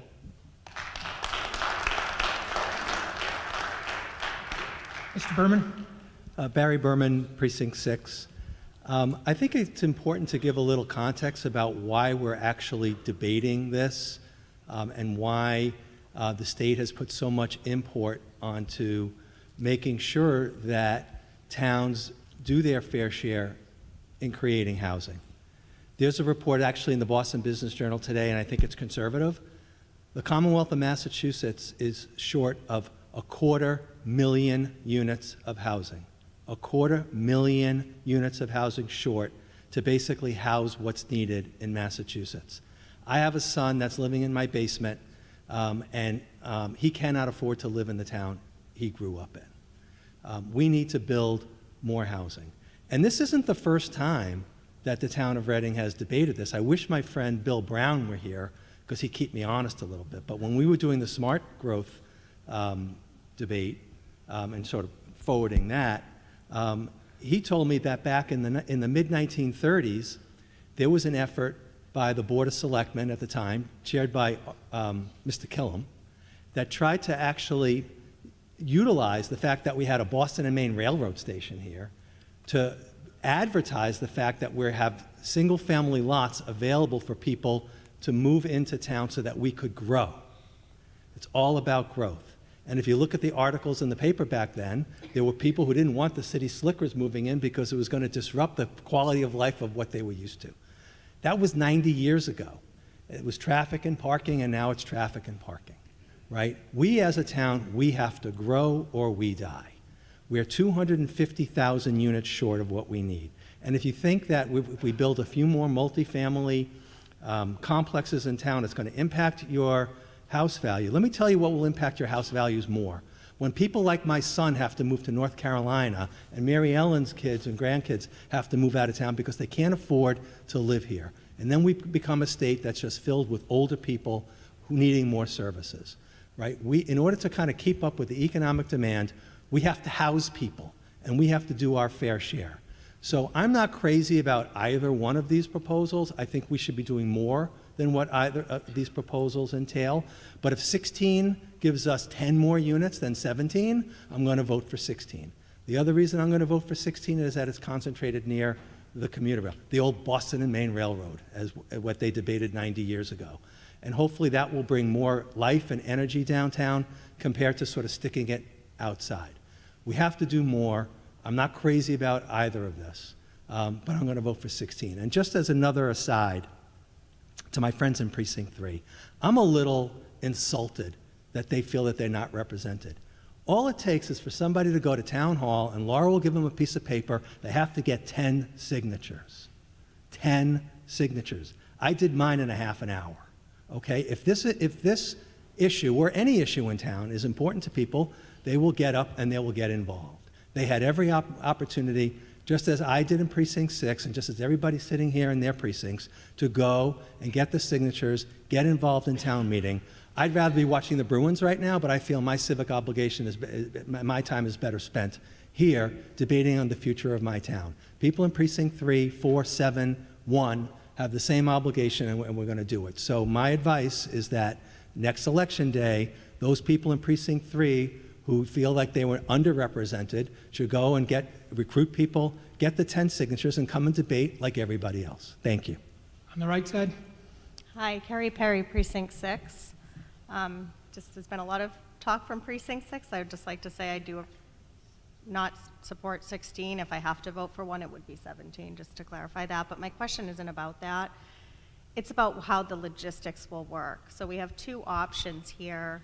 Is it an either or? Is it a build if one passes and then how does it work where we land on one or none? How does it work? Do we have an answer? Either one of you? Sure. Mr. McNichol?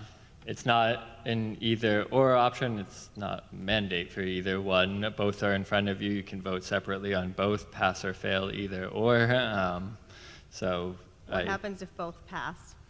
If both pass, we have an article and a bylaw drafted and a map drafted that meets it. It really comes down to administrative numbering, but the language stays the same in both articles. It's just condensed into one.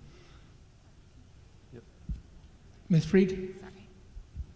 Can you put 17 up? So just to add clarity to this, so 16 is drafted like those zoning bylaws that you would typically see, to amend this section, to amend this section. We were concerned that there may be a situation where if 16 and 17 passes and there was conflict, it would create confusion and may not get through either the MLU or HLC. So we drafted 17, sorry, can you start at the top? So that if 16 passes and 17 passes, they can be read harmoniously together, not to disturb the intent behind either of the bylaw proposals, and still ensure that the state doesn't have discomfort with the way in which it's done. So if you read it here, it says, move that the town vote to amend the zoning bylaw for the purposes of complying with Section 3A, provided that if town meeting approves zoning bylaw amendments under Article 16 of this subsequent town meeting and such amendments are approved by the Attorney General, then you can see amendments adopted under Article 17 are to be inserted. I'm sorry, that should say 16.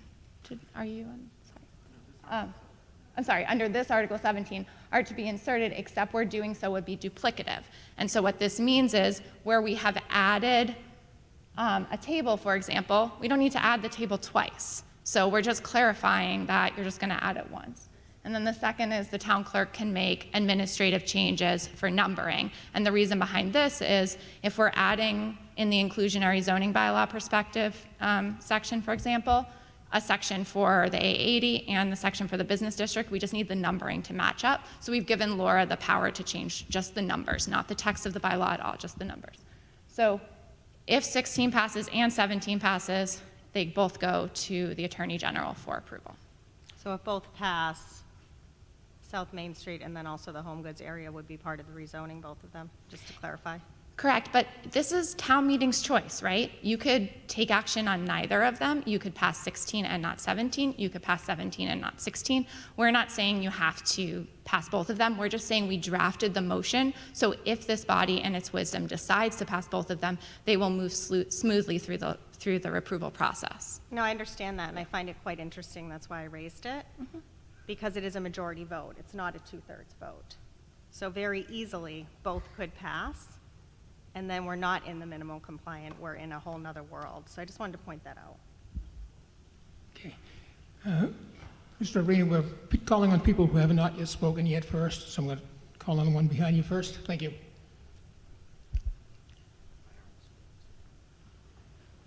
Mary Parr, Precinct 5.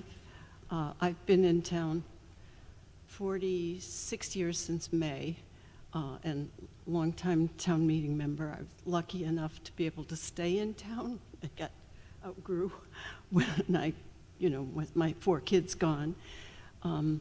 My concern is, I love this town, and what I like the employees, our employees, our firefighters, our police officers, our teachers are wonderful. What % of them can afford to live in Reading? Anyone know that? I think I know of one firefighter who grew up here and still lives in town. But unless we have more housing, we need more housing. The prices come down when there's less scarcity. Thank you. Mr. Haley, are you speaking in your role as Select Board member?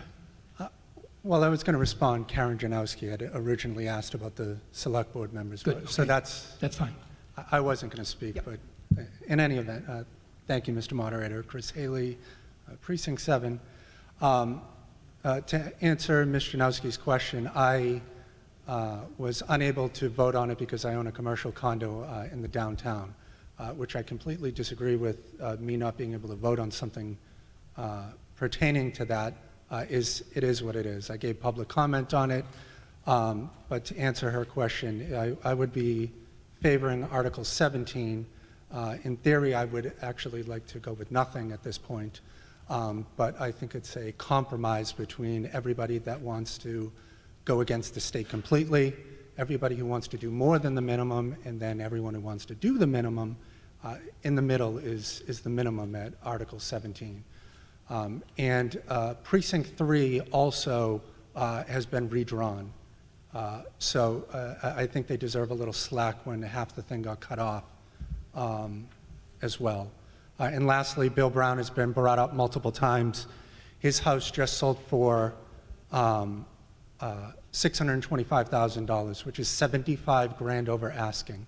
They're going to knock his house down and build a $1.5 million house. What's going to happen with that is you scale that out across Reading. That is what's going to happen. There is going to be no affordability in either one of these at all. How can you sit here and knock down single-family houses and put up duplexes, triplexes? They're all going to go up into the millions. Your affordability is out the window. We're already close to being under our 40B. We might still be, depends on what time of the day it is, if we're under it. The Met can go up in my backyard. Pat Iapika behind me, him and I can skedaddle. We'll put the Met up over there. Everyone would love to live 2 minutes from RMHS and everything. It'll be fantastic. That's what can happen everywhere. The entire town is affected by both of these. Don't let it fool you that it's only going to be South Main Street, it's out of my backyard, I don't care. The whole town is affected. It's very simple. The compromise in this entire thing is Article 17. It is what it is, whatever town meeting decides to pass, but that's the direction that I would have gone if I could have voted, and that's it. Thank you, Alan. Ms. Snowdoxer? Ms. Snowdoxer? Thank you, Mr. Moderator, and a huge thank you to our staff for listening, for drawing up these options, and for being here and fielding all these questions after doing all this work. I really, really, truly appreciate it. I am really in support of getting as many affordable housing units as we can get, not minimum compliance. Thank you, Mr. Chris, sorry, for actually bringing up my point that what we are seeing is houses being knocked down and unaffordable houses being built. So that is the opposite of what we need to see happen right now. We need to see buildings that can house our children, our elderly. I qualify under elderly. It's really important to open up to all kinds of diversity in our town, and Article 16, I feel, does that better, and I think that that having affordable units, having other diversity in town is a good thing. We've seen it when our town has closed down its walls to diversity, whether it's socioeconomic, race, any other kind. And I think that Reading will really, all of us will benefit from having more affordable units in town. Thank you. Oh, and I did have a question.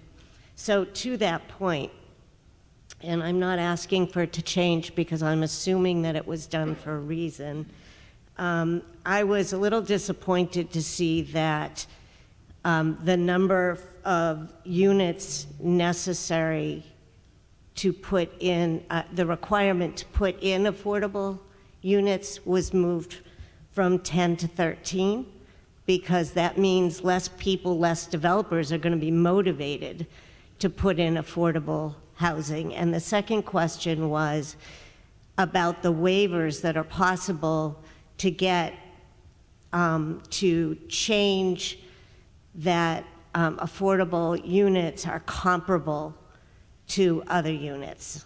I noticed that the developer can ask for a waiver so that their affordable units might be less than the regular units. Thank you.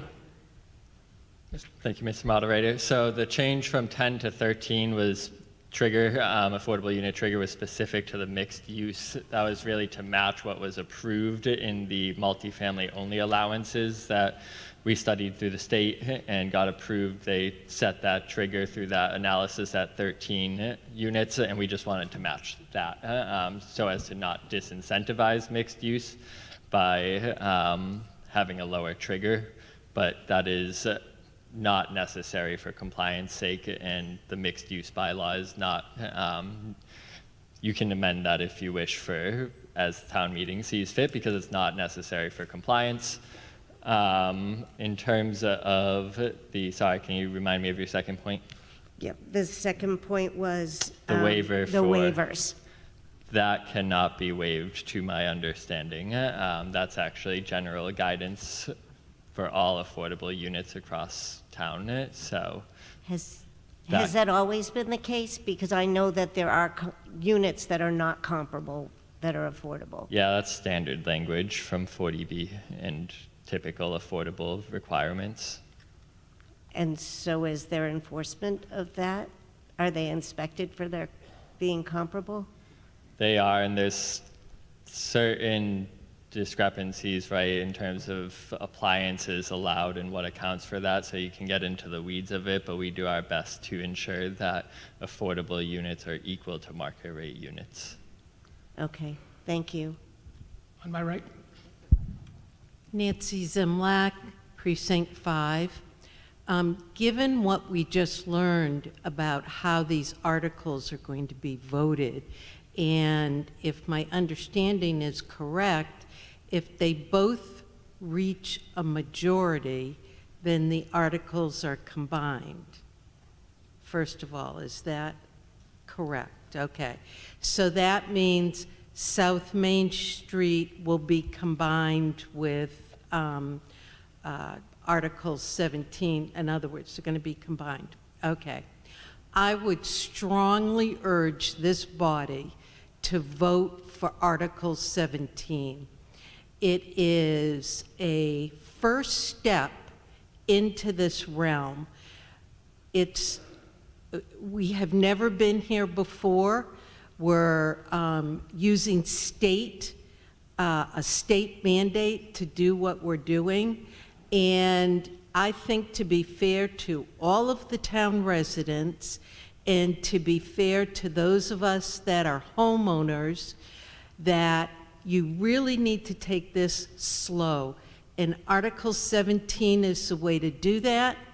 And we can, as Andrew has said, we can add to this as we move forward and add additional pieces to the articles or Article 17. So I would strongly urge for Article 17. Furthermore, we keep talking about affordable housing. And if you look at both Articles 16 and 17, and if you look at the reality of affordable housing, it's minimal affordable housing that we are going to get as a result of either of these articles. Again, I strongly urge you to vote for Article 17. Mr. Grant?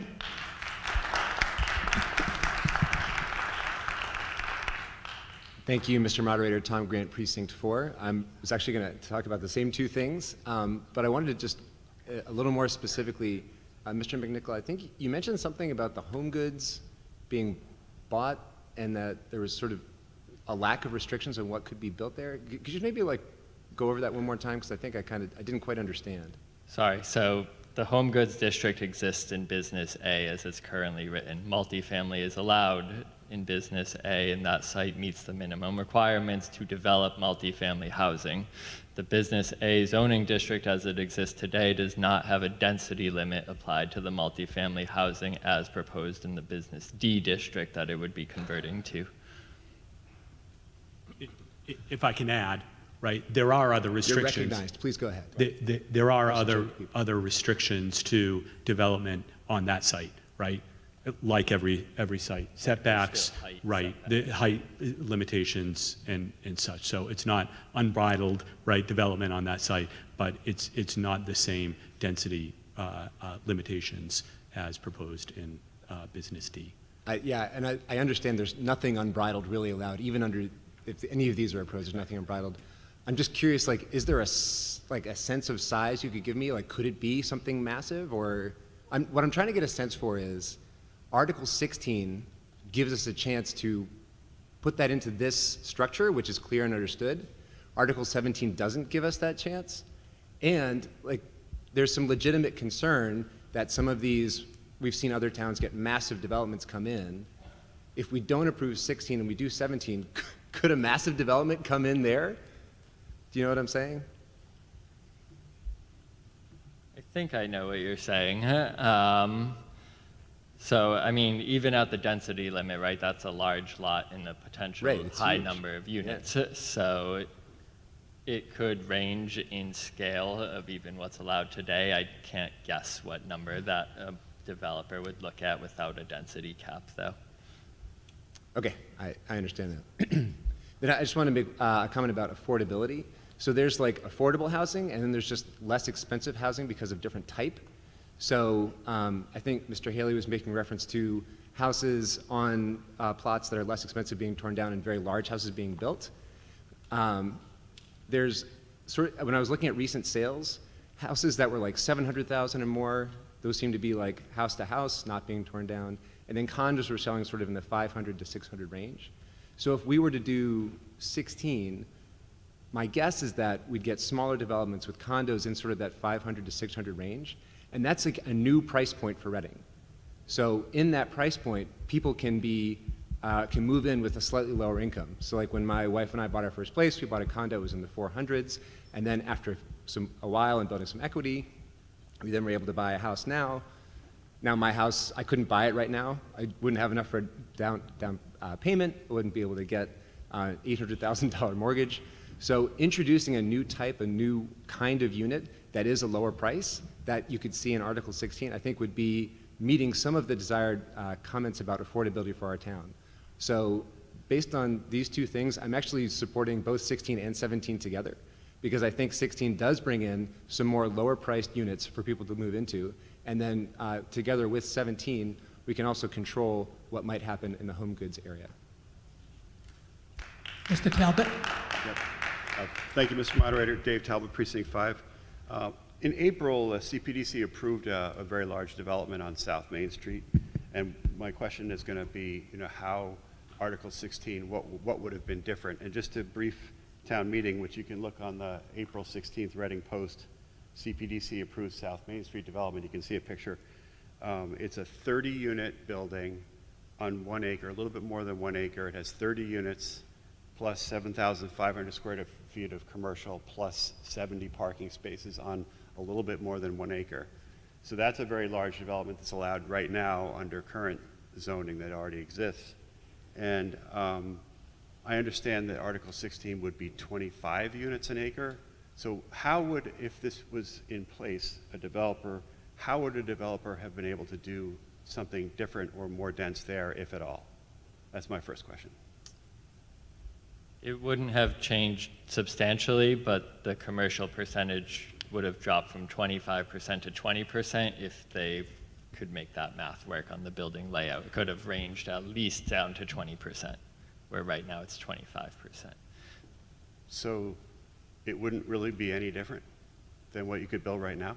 So the mixed use regulations don't have the density limit, right? The multifamily housing does. Could they have, in theory, potentially come in with a 3-story multifamily only? Potentially, but their existing structure is 30 units an acre versus the 25 units an acre allowed under the multifamily. So they wouldn't have got to that high of density. I think I understood that, but is the basic takeaway that, back to the main point of this is a numbers game, that, because basically the minimal compliance I think makes sense in the context where we already have a super dense 40R in the downtown and so many things that have been done already. As a conceptual, kind of decision, I'm with that sentiment. But if the Article 16 doesn't produce anything more dense and more big than what you can build right now, I'm not understanding what I hear a lot of concern because it's portrayed somehow as being worse, but I don't see that in reality it is in terms of what you can build. No, I think to John's point, right, that development has happened, is happening, may continue to happen, and that's why adjusting the numbers to get compliance out of it could be seen as a possibility and a win. So it sounds to me like, although Article 17 is commonly understood as being the minimal compliance, as a practical matter, Article 16 is actually the minimal compliance, or could be argued that it is, because we're talking the same number of units, and you're telling me that it's really the same kind of shape and size and forms that we have happening right now.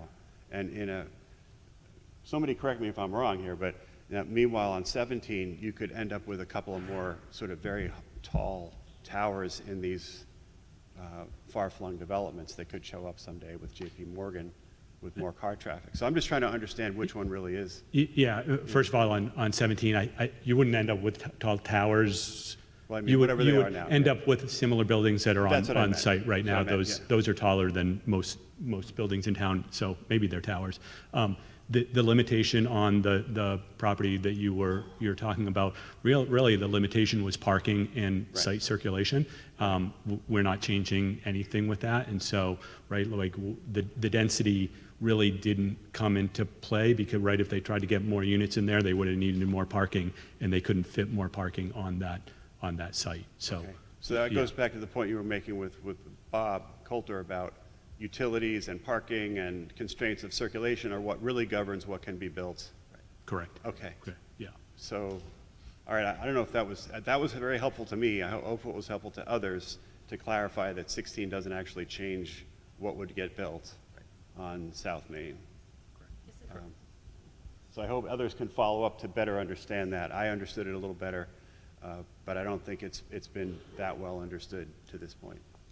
I may be wrong, so my colleagues here will add to that. Ms. Thank you. Alvarado? Thank you. Vanessa Alvarado, Precinct 5. Do we have a map of Article 17 that we can put on the screen?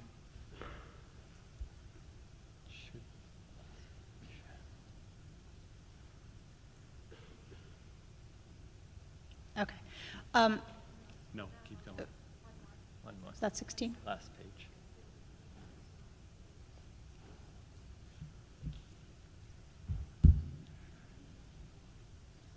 Yep. No, you're good. Okay, thank you. So for those blue dots, what is the maximum number of units that could fit into that one on the right? By rights.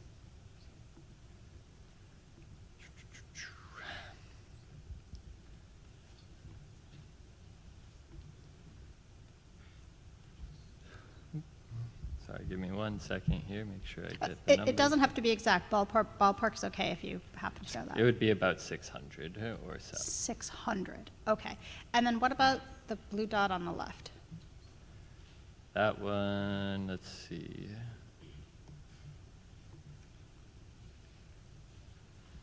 It would be about a little less than 300. Jesus. Okay. So, all right. But hundreds of units exist on both already. But those could be, but we could add to them, right? Like, especially the one on the right, it could technically double what's already there. Because some of that is not currently developed, correct? So there's 342 existing units on the right, about 485 under max density allowed. Sorry, I but- got the number wrong on my first answer. It's about 485. So about 100 extra units Right. on the right. Okay.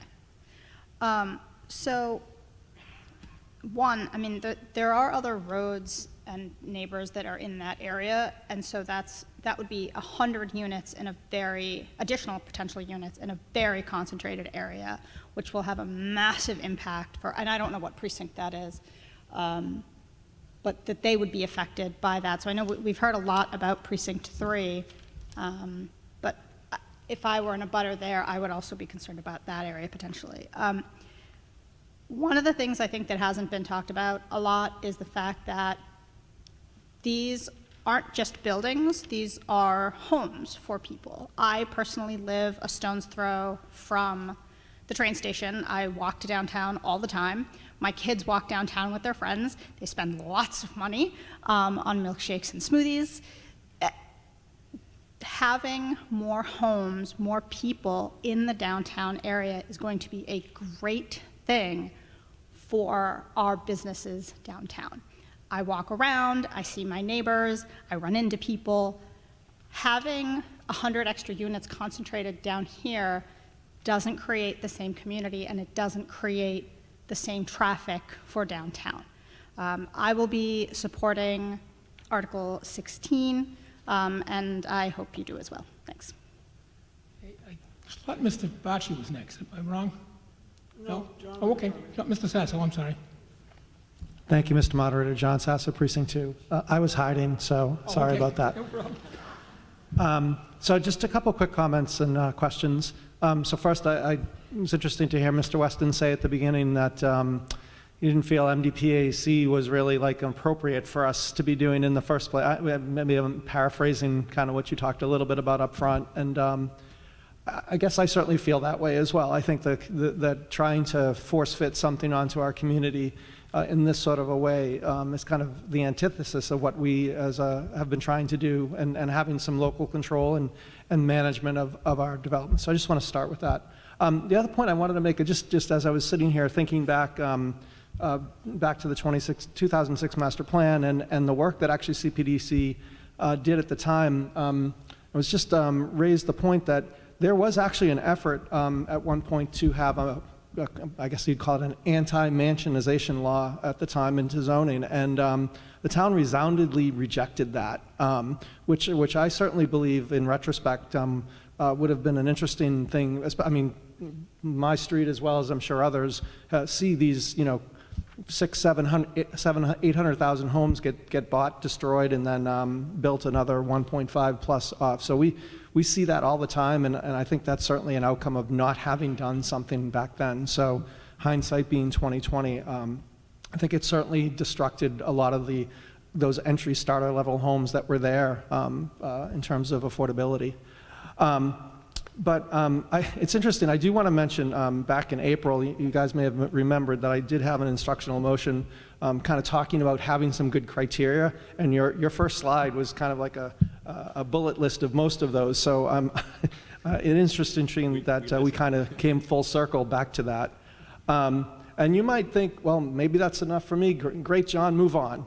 Well, unfortunately, no, that's not the case. Putting aside the issues, with specifics of each proposal, folks have talked about affordability, the potential loss of commercial businesses, impact to abutters, and most people have probably concluded that my negative opinion of the state trying to impose its authority on us, I don't agree with that. There are still some additional consequences to all of these developments that we have to be aware of, whether they're known or unintended. This town is opening itself up to. I know someone brought this up earlier, it may have been Ms. Binda. We were one of the first communities that brought 40R and 40S into back in the early 2000s. And these regulations did encourage dense developments, but they required affordability. And you showed in your housing production plan how we actually moved from 7.8 to close to 10%. That was part of that plan, was, okay, we're going to use that as a way to move that forward. And coupled with the other developments in town, some 40Bs, some other things, we did increase, I think the number was somewhere over 900 units over the last 10 years. So I just want to dispel the rumor that Reading hasn't been sitting on its laurels doing nothing about bringing housing. So I know folks have kind of made that narrative, and I just want to reject that. Town meeting ultimately decided to push back in the third go-around with 40R on the density requirements, and so here we are again coming back to it. Especially impacts with setbacks and parking. And I believe that MBTA communities represents a much more sinister approach without any incentives. 40R, 40S actually had incentives for infrastructure impacts. 40S actually had school impact funding. We're not seeing any of that. I'll use the word extortion, I think is what best characterizes MBTA communities. And the narrative that the pace of development will not be any faster or larger than before, I think that's also been debunked. If anybody's paid attention to what's happening in Lexington, they've had, I think, over 600 or 900 units worth of development proposed just in the last few months based on their MBTA community wars. So, zoning is about what if. We can sit here and say, well, we can make these zoning changes and we want these smaller kind of developments, but it really is a what if. I mean, someone comes in, buys up a whole bunch of other properties and puts something different on there. We have no control over that. And maybe we have no control over that today as well, but there are some incentives built into this law by doing this that I think also encourage that. You reach your time limit. Are you getting close to wrapping up? Sorry. So as others pointed out, the legality and content of MBTA communities is still being litigated. And once we make these changes, at least relative to that, there'll be no going back. So I'm certainly not, I actually am of the opinion of not in favor of either of these. I think the town should maintain its control. And I'd like to see the town continue to pursue developments that are aligned with the community's visions, include real affordability requirements, and at a pace, size, and scope that allows for management, growth, and services and support, and with meaningful input from the community. Thank you very much. Okay, as I said earlier, I'm still enforcing the rule that we're calling on people who haven't spoken yet first.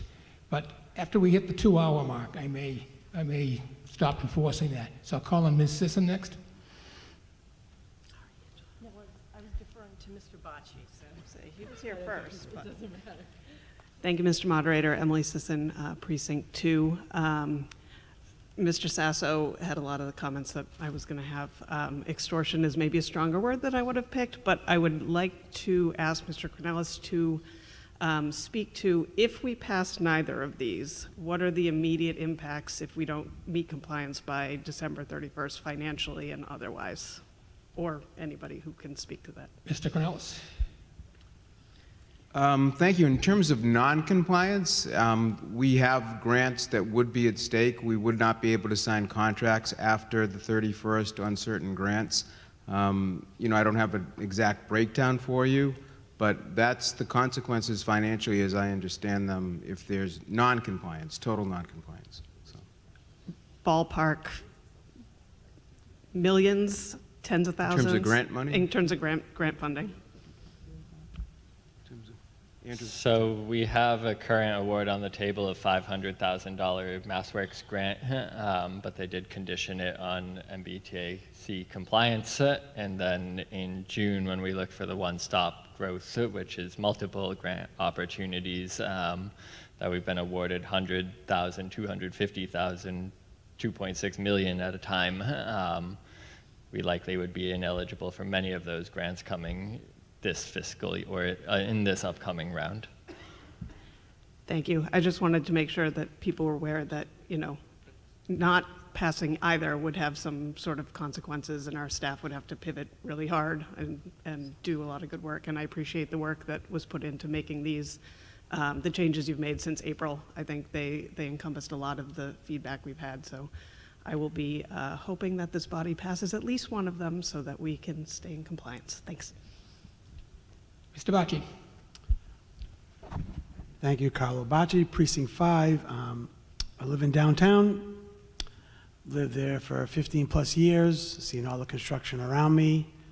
Initially, I was like a lot of residents and said, well, this is a lot of change, but over time, and then getting involved in politics, you need people in downtown to support downtown. So in that vein, I'd like to, I'm not in favor of either one of these, so I don't like mandates, but in the off chance one of these passes, I'd like to make an amendment to the downtown smart growth district square footage. If you guys want to pull that up so everyone can see Would it. that be in 17? They're in both. I'm They're in assuming both. it'll be both, yeah. Yeah, they're in both. Sorry, what is the amendment? So I'd like to make an amendment to change, and just so the body knows, I spoke as a resident to a few CPDC meetings to try to get it changed before it came to this body. So currently in the downtown smart growth district, it's 6,000 square feet for a lot, minimum lot size. There are, Andrew might be able to help me, there's at least maybe, I don't know if it's under 10 or over 10 homes. There's a lot of small lots in downtown. But there are a handful of lots, I'm maybe guessing 10, I forget what you said, or 8, or forget whatever, that are in the 5,000 to 6,000 square foot range that, and keeping in the character of what a lot of people spoke tonight about of the 2 and 3 family, keeping the character of Reading and Massachusetts and New England, I think if we change that 6,000 to 5,000, we get a little bit more density in downtown, and that is what's been supporting downtown. All the projects around me have been much bigger, 20, 30, 40, 50 units. So this would be 2, 3, maybe up to 4 stories, depending where they are, and they would fit in the neighborhoods better than some of the bigger buildings. So I'd like to make that motion. Is there a second? Second. Okay. Discussion is now on Mr. Bocci's proposed amendment. Is there discussion on that?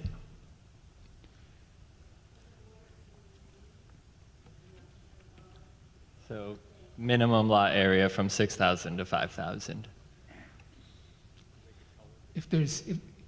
Don't get out of line, but if there's discussion on this, come forward on just the amendment itself. Yes, Mr. Brandt? Could I ask Mr. Bocci to disclose the lot size that he owns that would be impacted by changing this to a minimum of 5,000 square feet? I don't know the exact number, but it is under 6,000, Further discussion on the proposal? among many other homes, by the way. Ms. Alvarado?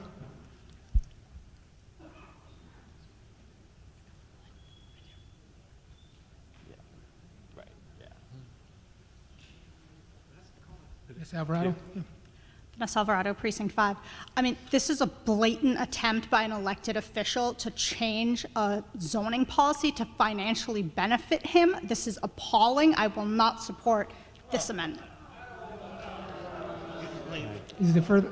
Yes. Yeah, Mr. Weston? Just for a little perspective on how we got to 6,000 square feet from the in the existing zoning, right? This was a number that came up, right? There was, I think we probably spent an hour, at least an hour or two, discussing whether this number should be 5,000, 3,000, 0, 10,000. Town staff did a lot of analysis on what was possible, what was out there, what the size of the lots were. We came down to 6,000 for a couple of reasons.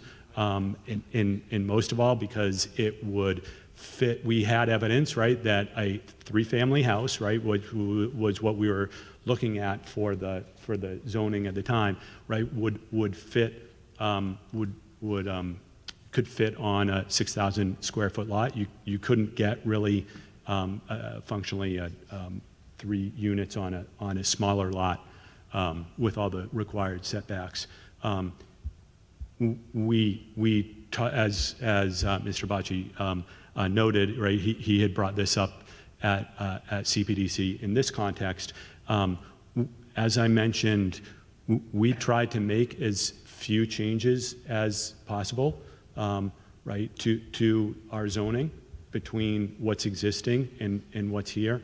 After going through those hours of discussion on this 6,000 square foot, right, it was a negotiated concern. What we're really concerned about, right, and why we're set at 6,000 is the development pressure on the houses on Green Street, that section in downtown, right? Small lots. We didn't want to have a lot of development pressure on those houses to be torn down, to lots combined, redeveloped, which is why we set at that 6,000 back then. In this context, we tried to, as I said, we tried to keep the changes as small, as minimal as possible, right? Only the things that would require to be changed to be consistent with MBTA communities. And so we did, right, we brought it up, we discussed it, and thought that it was sort of inappropriate to change that number because that was not part of our goal, right? Our goal was just to be compliant. Further discussion on the proposed amendment? Ms. Herrick, is that what you're? Thank you, Mr. Moderator. So the property at 494 Main Street, Reading, Mass. is 5,454 square feet. I wouldn't be opposed to discussing a change like this in the future, but not tonight. I'll be voting against this amendment. Further discussion on the proposed amendment? Go to the microphone.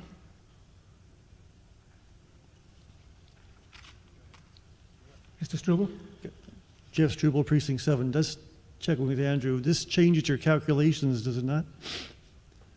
So in this instance, thank you, Mr. Mallory, you would be bringing more lots into that by right size, so it doesn't actually reduce your unit capacity. You may even gain a little bit extra. Okay, so it makes it actually better in some Right. respects. Thank you. Further discussion on the proposed amendment? Not appearing. Are we ready for the vote? All those in favor of the proposed amendment, please raise your hand. And those opposed? And the motion does not carry. We're back to the main motion. Point of order? I didn't count them.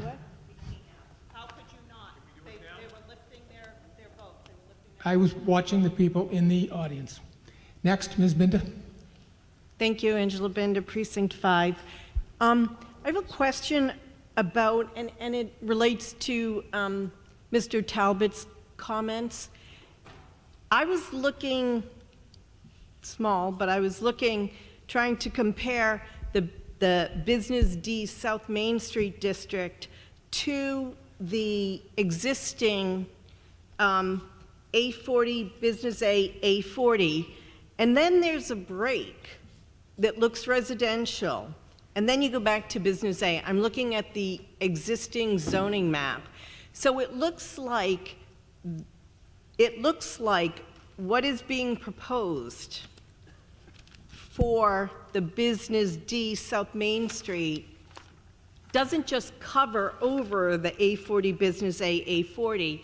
It looks like it does extend further into some of that cross-street neighborhood and on parts of Main Street right above Summer Ave. Am I correct about that? It's hard to. Yeah, so there is some zoning boundary changes on the map for the Business D. Yeah. There's a handful of what we call split parcels between Business A and S15 that exist today.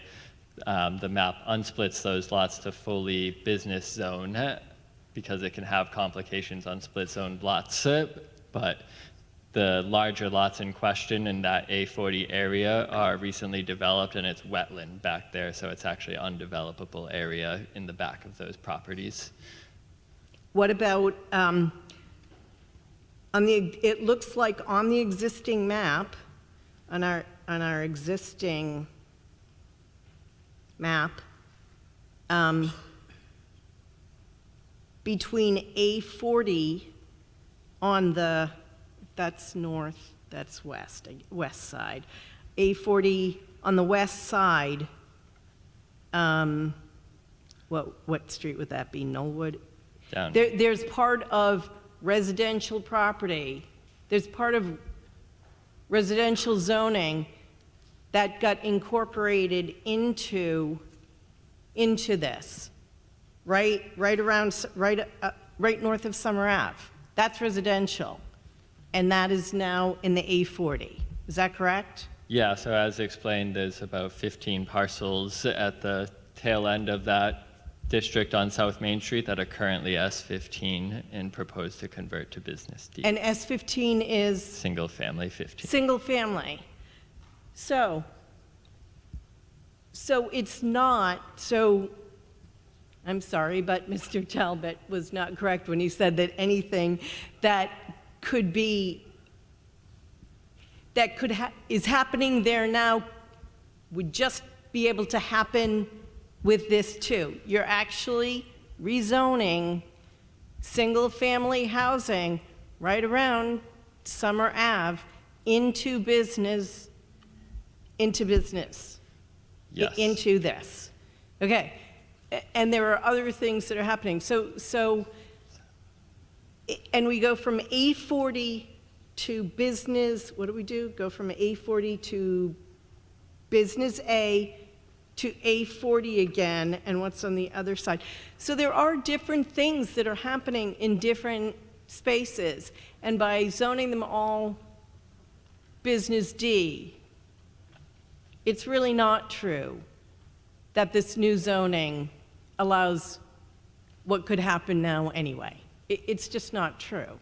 So it's a similar controls in Business A to Business D. There is that expansion at the south end, but we are covering the A40 areas because they're existing dense developments of similar size to the density proposed in Business D. So they can't get much larger in those areas and they're recently built, so they're unlikely to develop in the short term. So we covered them to get credit for what Reading has done in the past. And a developer could combine lots like they did on Main Street right around Pineville, right? So individual lots, a developer could combine lots to build something much bigger. Correct. So I as- think it is important to say, I understand. I went to the meeting the other night and I thought you were going to present more of that here. So there are some things that exist now that they could still do, but there are some pretty important changes to this. So everything could not happen. And all of those houses, the single-family houses on the existing zoning map, which are in a residential-only area and could not. You've reached the end of the time. Are you Yes, already? that is correct. Sorry, I thought we had explained that. Okay, Mr. Ventura. Yeah, Mark Ventura, Precinct 2. Couple things real quick. Reading is not a starter home community. It hasn't been probably since like maybe 1975. It's expensive. Its location, to Mr. Haley's point and some other speakers, I see more small capes, $700,000, $800,000 homes getting torn down, replaced with $2.5 million homes. And that's just the direction it's going in.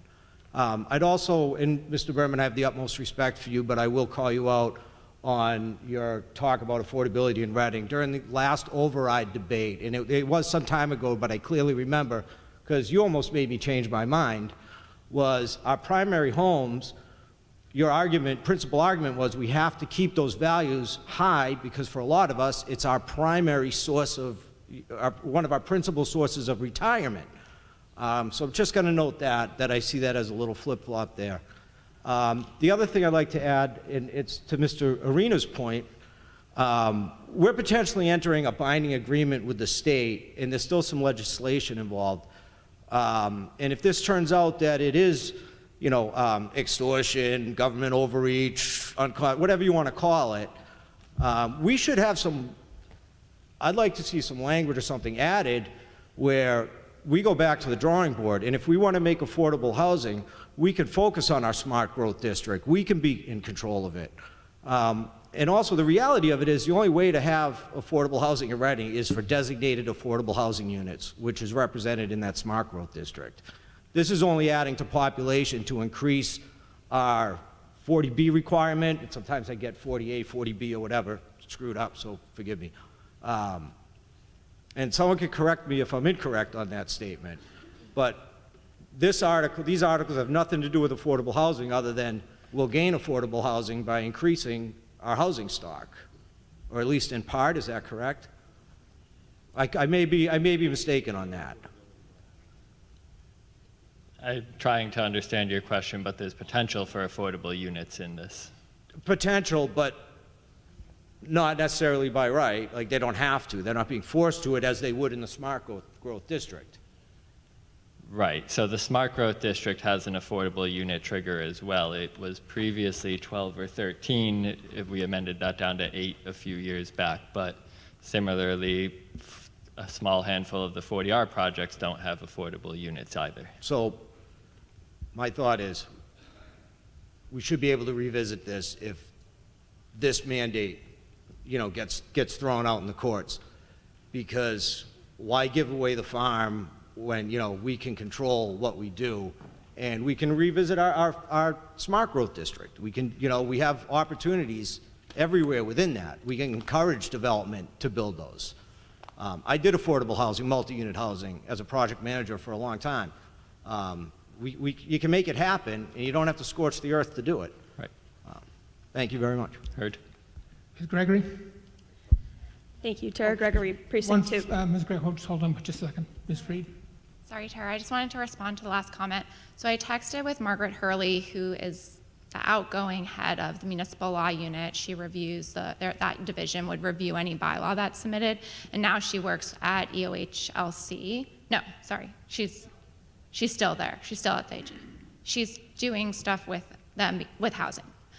Anyways, her she said that she has been asked, the municipal law unit has been asked about conditional motions, which is what was presented, which was asked, and that their guidance and suggestion is that it will not be approved by the MLU. They haven't had an opportunity yet to act on that, but that is the response that they will get if asked about conditional motions related to 3A zoning. Thank you. Ms. Gregory, sorry about that. Thank you. Tara Gregory, Precinct 2. A common theme among various projects in town comes down to cost and the implications on residents. People want to know that their tax dollars are being used in a way that not only benefits themselves and their families, but the community as a whole. I want to remind this body what the financial implications of noncompliance means to this town as a whole. Reading has been awarded grants for at least 2 projects, $500,000 for Haven Street and $500,000 for Walkersbrook Drive, that are contingent upon compliance with MBTA communities. This is $1 million in grants that residents would now be on the hook to pay for that we would otherwise have received from the state. Town staff regularly explore grant options that range from $100,000 to millions of dollars, including funding for municipal vulnerability program projects like the Malay Psalms and Morganland and various community planning and downtown initiatives. Noncompliance also means we miss out on these grant opportunities and leave residents to foot the bill on necessary projects when assistance is available to us. I do not believe it would be a good use of anyone's time or likely hundreds of thousands of dollars in attorney's fees to pursue litigation with the state, especially when there's a possibility that we will ultimately lose and compliance by the state will be forced on the town and residents will have no say on what plan is adopted. For these reasons, among many others, I'm voting in favor of Article 16. I will not vote in favor of Article 17 because I refuse to turn something into the state that does not meet the intent or the spirit of the law. Article 17 does not help make Reading more affordable for young families like mine. My partner and I were fortunate to have bought our house when we did, but we would not be able to make the same move today. Thank you. Mr. Arena. Mr. Moderator, I have a motion, a question, and 2 comments. Procedurally, would you care to take any one of those first? We'll take your motion first. I'd like to request for a roll call vote on both question 16 and question 17 when the appropriate time comes. Okay, that will require 20 people agreeing with you. Are there 20 people? Yes, okay, we will make a note of that. Thank you. On first night, you made a point of taking a straw poll, and I rose and asked, wouldn't it be better to take the articles out of order because it would be more informative and more useful, and I respected your decision to stay with the straw poll. I request tonight that you entertain the concept of a straw poll here to get a sense of the body at the appropriate time for where it lies between these 2 options, realizing that neither might pass or both might pass. Still, I find that information would be helpful for the body in its decision making, and as you've already demonstrated, within your power and relatively easy to execute. That's my question. Would you entertain that request? I will think about that, yes. Okay.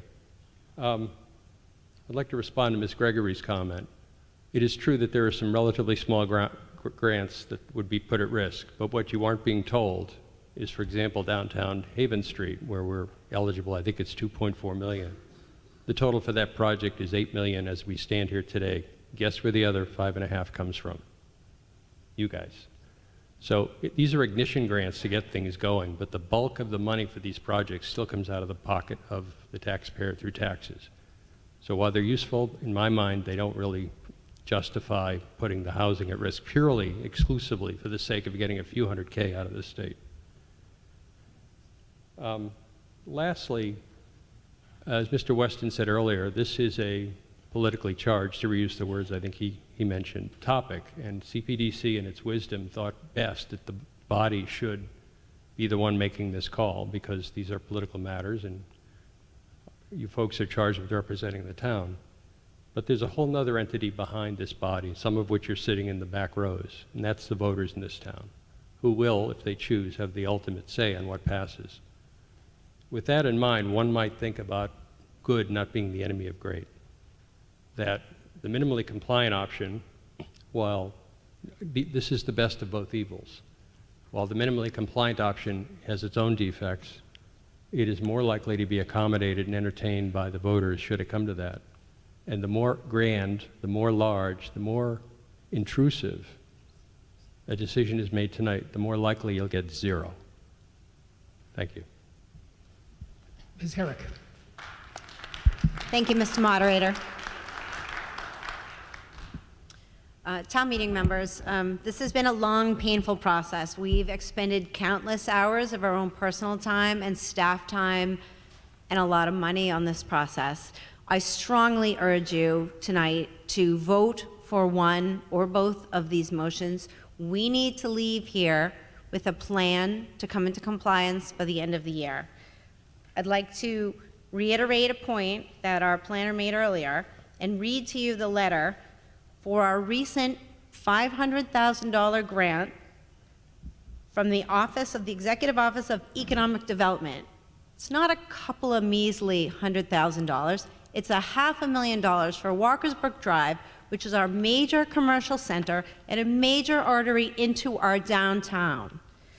So, dear Mr. Canales, congratulations on Reading's successful application to the FY25 round of the Community One Stop for Growth. On behalf of the Healy Driscoll administration, I'm pleased to inform you that a grant in the amount of $500,000 from the MassWorks infrastructure program has been approved. If this project is located in an MBTA community, please note that a contract will not be executed if the community is non-compliant with Section 3A of Mass General Law, Chapter 40A. Let's not pretend that this is an idle threat.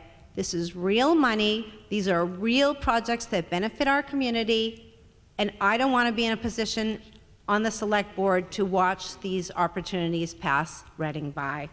And I would also like to add that I keep thinking about Milton.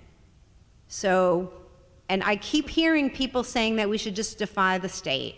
And again, with an eye to the bottom line, Milton is spending tens of thousands of dollars in court defending their position. The Attorney General's office has released a press statement that says there are 70 organizations representing unions, legal, and business and housing industries that agree that this mandate, whether we like it or not, is legal, and including the Massachusetts Real Estate Bar Association. So again, I will be voting, well, personally, I prefer option 16, Article 16. If we can't get a majority for Article 16, I will vote for Article 17, and I urge the rest of this body to not leave here tonight thinking that a no vote is a path forward. Thank you. On the other side, Ms. Mazzaro. Thank you, Mr. Moderator. Thank you, Andrew, CPDC, town staff, and everybody who's put in the countless hours. This process has been going on for months. There have been many iterations. Precincts have asked for special meetings when their districts were impacted. Many complained that the plans that were being presented were over-compliant. We hired a consultant. This body voted for money for a consultant, right? So we could get on the right path and help us sort through it. We had 2 meetings that town meeting members and others were invited to, so we could hear about these options once again, and they were explained. Never once I was at one of the meetings, this combined option was never explained. We have been carefully thinking through this process. At the second meeting, I and others really had strong words to ask that the town manager, that CPDC, and the moderator get together and figure out how this process was going to go, how we were going to vote on 2 articles which were attached together, and how that process would go. We asked to make sure that it was carefully thought through, so the process didn't torpedo the vote, right? As of just a few hours before this meeting, we get a revised amendment which says we can double the compliance, right? Now, am I wrong? If we vote yes, if a majority votes yes for Article 16 and then votes yes, majority vote for Article 17, we are doubling our compliance? You would have, I would submit for more unit capacity than either of the options individually, yes. So I don't know that it would be double, but it would be close. So that's disingenuous, and that's not respecting this body. So I will make a motion on Article 17, if you could Okay, bring it we up. don't have, we're not, 17 isn't in front of the body right now. I will be making a motion Okay. that we will stricken the first two paragraphs of Article 17, and I'm disappointed that this was sprung on us just a couple of hours before the meeting. So it did come up a week ago, the idea that both could be passed, and that's why we did provide this, because we listened to that conversation and we wanted to make sure all options were considered on the table. So that's why we brought that combined bylaw potential forward. Point of order? Who was the point of order?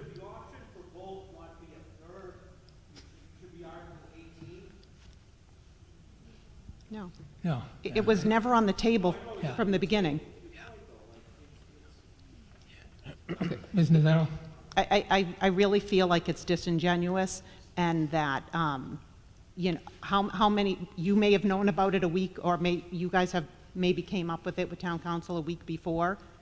How many in this room just found out about this when we were sitting in these chairs?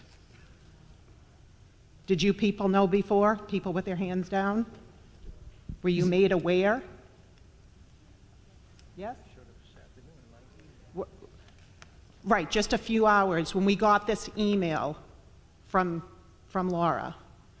Were other people made aware before? As we did not provide a combined bylaw before this meeting, because the intents of the articles are there individually, and in the light that both pass, those intents remain. Okay, so I'm going to ask this body again. How many were made aware for the first time just a few hours before this meeting? What is the point of order?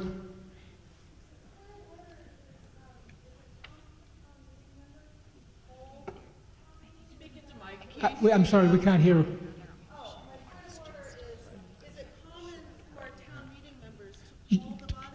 Good point. No, it is not. You're right. Yeah, so please okay. just direct your questions. So Andrew has answered the question that this information was not provided to part of the body and not the full body.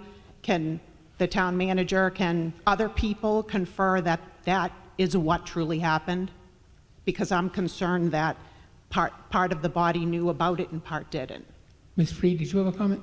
So this is not a third individual option, just to be clear. This is just clarification should both pass. This is... But, okay, so could somebody answer my question, please? Ms. Freed? Yeah, I think, like Andrew just said, this is not a third option. You always had two warrant articles in your warrant. One was Article 16 and one was Article 17. The motion under Article 17 is addressing an issue that could have arisen where both 16 and 17 passed. If that would happen, just because of the nature that the way that the motions were drafted, there would have been conflict between those articles, and the state would have had trouble passing it. What was the intent? They wouldn't have been able to read the articles together, and it could have resulted in non-compliance where this body would have passed both, meaning that you wanted to come into compliance and adopt both articles. So the only thing that has been accomplished by the motion under 17 is allowing for that situation where 16 and 17 pass, that the state can read the two together harmoniously. There's nothing new here. The warrant included both. Town meeting always had the opportunity to pass both. We've just made it so that it will move through the state if that's what you want. If this body only wants to pass 16 or only wants to pass 17, that is 100% within this body's ability tonight. We are just saying that if you do pass both, that it won't get caught up because of conflict in the way that the motions are drafted. If both pass, I will be bringing to Laura and ask for a townwide vote. Thank you. Just a point before we move on. We'll do this as long as you want tonight. It's an important issue, but we have passed the 2.5-hour mark, and we're beginning to repeat speakers. Let's just keep going. Yes. Thank you, Mr. Moderator. Jared Belleville, Precinct 5. Before I get to my original comments, would it have been possible in drafting these two articles to have 17 include language that supersedes 16? In other words, if 17 passes, then 16 is rescinded? You can't rescind another article in that way. It would have had to, you can do that through a motion for reconsideration on the prior article. So, Alan, is it okay if if the body passes 16 and then also passes 17, someone could make a motion for reconsideration on 16 to change this body's vote on 16. So there are processes that are available if that is what this body wants to do, but you can't within one article affect what town meeting did on another article. You need to do the motion for reconsideration process. So in other words, the language that you used was the only way to resolve the possible conflict that would arise? This Or I should say resolves the not conflict. but of both being approved. That's the only legal way we could have accomplished that? So Out within the articles themselves. Right. So the way it's drafted, it allows for them to be read together harmoniously. However, if this body wants to change its action on 16 after adopting both, let's say, you can go through the motion for reconsideration process. Okay, thank you. And then the comments, I'm not really adding any new information. Just looking at the cost-benefit analysis is how I'm kind of looking at these articles, and whether we pass one or both. We're seeking, one of the primary reasons to do this, which has just come up in the past several speakers, is to retain the benefit of the various grants that are provided by the state. And those grants are to benefit the entire town, right? Several were mentioned by name. However, the cost of that is not free. The cost is going to be borne by the folks who are abutting these properties that are being rezoned, or in some instances, as Ms. Binder highlighted, include their properties now. And from my standpoint, and I don't have any of these properties. I don't abut any of these properties. I'm way outside the zone right now. That just doesn't seem to be the right thing to do. I cannot, in good conscience, ask the town or a small number of members in the town to bear this cost for the sake of lower a smaller tax bill. So, I encourage everybody here to think about that. It's not as though we can't address the housing issue in other ways, and perhaps by denying ourselves these grants that will motivate us to get off our butts and do something about it. So, thank you. To the other side. Thank you. Maureen Hurley, Precinct 3, to echo, kind of follow up on that. Yeah, going back to that map that was pointed out before, we're talking about housing, and yet it kind of feels disingenuous that we said, oh, it can happen now. Well, changing something that's in a single family and rezoning it to business, that's apples and oranges, to put it mildly. And we're doing this in a residential area. It may not be your neighborhood, but it is a neighborhood to somebody who is literally living next door to it. And it's actually a very nice neighborhood. So not only that, but it just felt glazed over. Like if it wasn't brought up, it wasn't going to be mentioned at all. So, yep, I'm here representing Little Precinct 3, which, yes, when those lines were redrawn, we lost a lot of people who are now in a different precinct still on town meeting. And now you say, go find people who, you know, who want to be on that. Well, you can't, because it's all apartments now in our precinct. We don't have the opportunity. Nobody in an apartment building wants somebody roaming through to go find them and say, hey, do you want to join town meeting? So, yeah, like, it wasn't just a matter of we didn't have 2 precinct meetings, and yet we've been rezoned now, and now this is rezoning, and that's a significant change. We're talking about housing, and yet we're taking away the zoning for housing and making it something different. So I urge everybody to not get behind Article 16, and again, 17, now, either way, this is being thrown in there, and I don't know why we just decided to go grab a few residential areas and say, well, it kind of fits the numbers. It's not right. So please vote it down. Thank you. Ms. Murphy? Melissa Murphy, Precinct 8, Select Board Member, Town Meeting Member.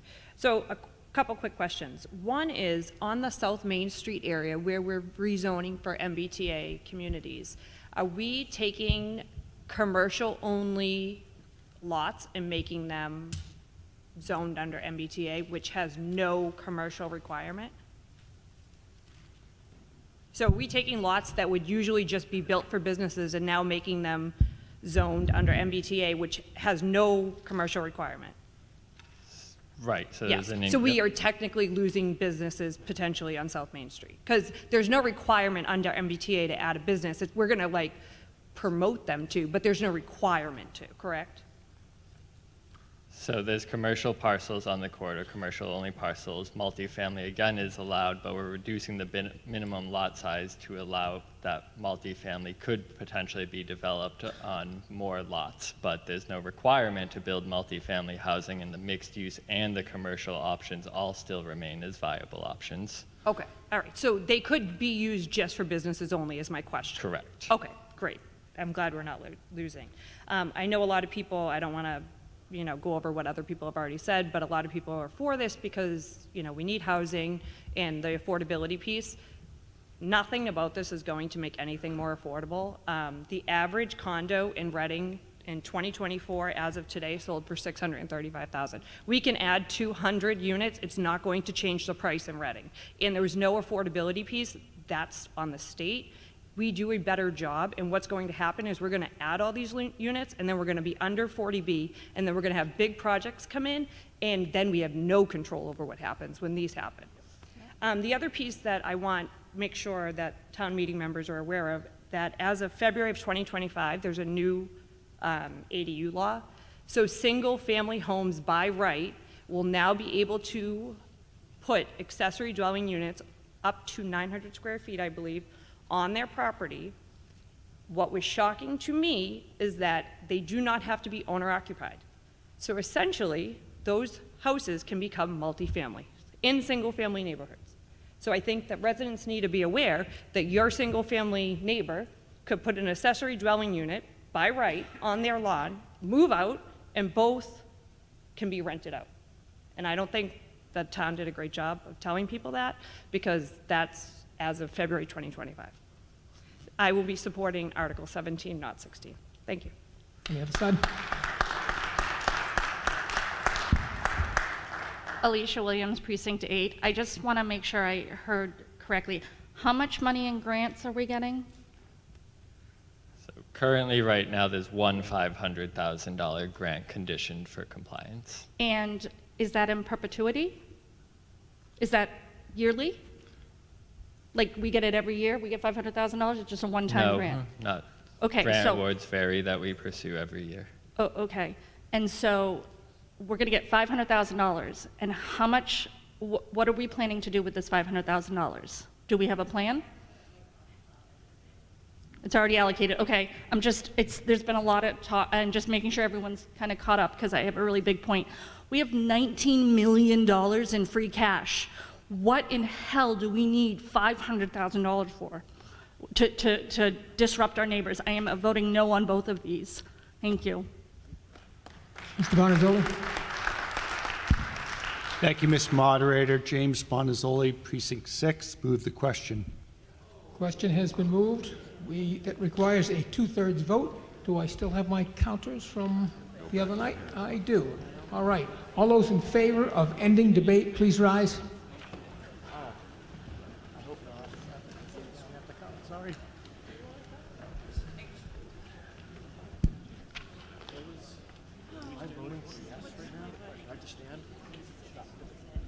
I don't want to actually sit, right?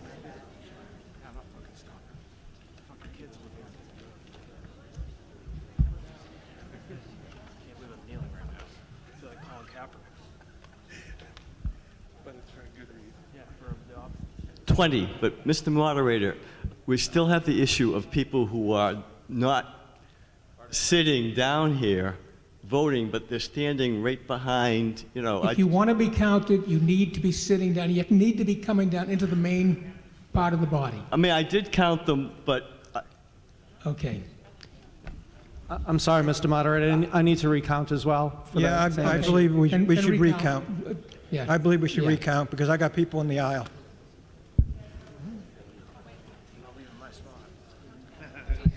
23. Did you count? 23. Yeah, I got them, and you got them. No, I got those. We are recounting, so if you've sat down and you want to end debate, please rise right now.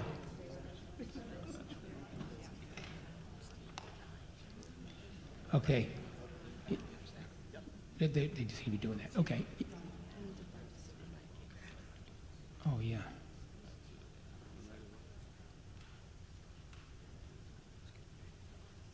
Still 23. 23.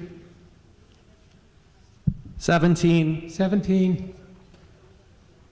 14. 14. 30. 30. Those opposed to ending debate, please rise.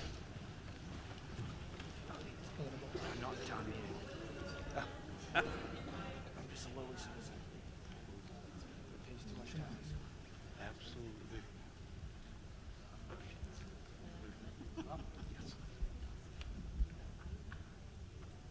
16. 16.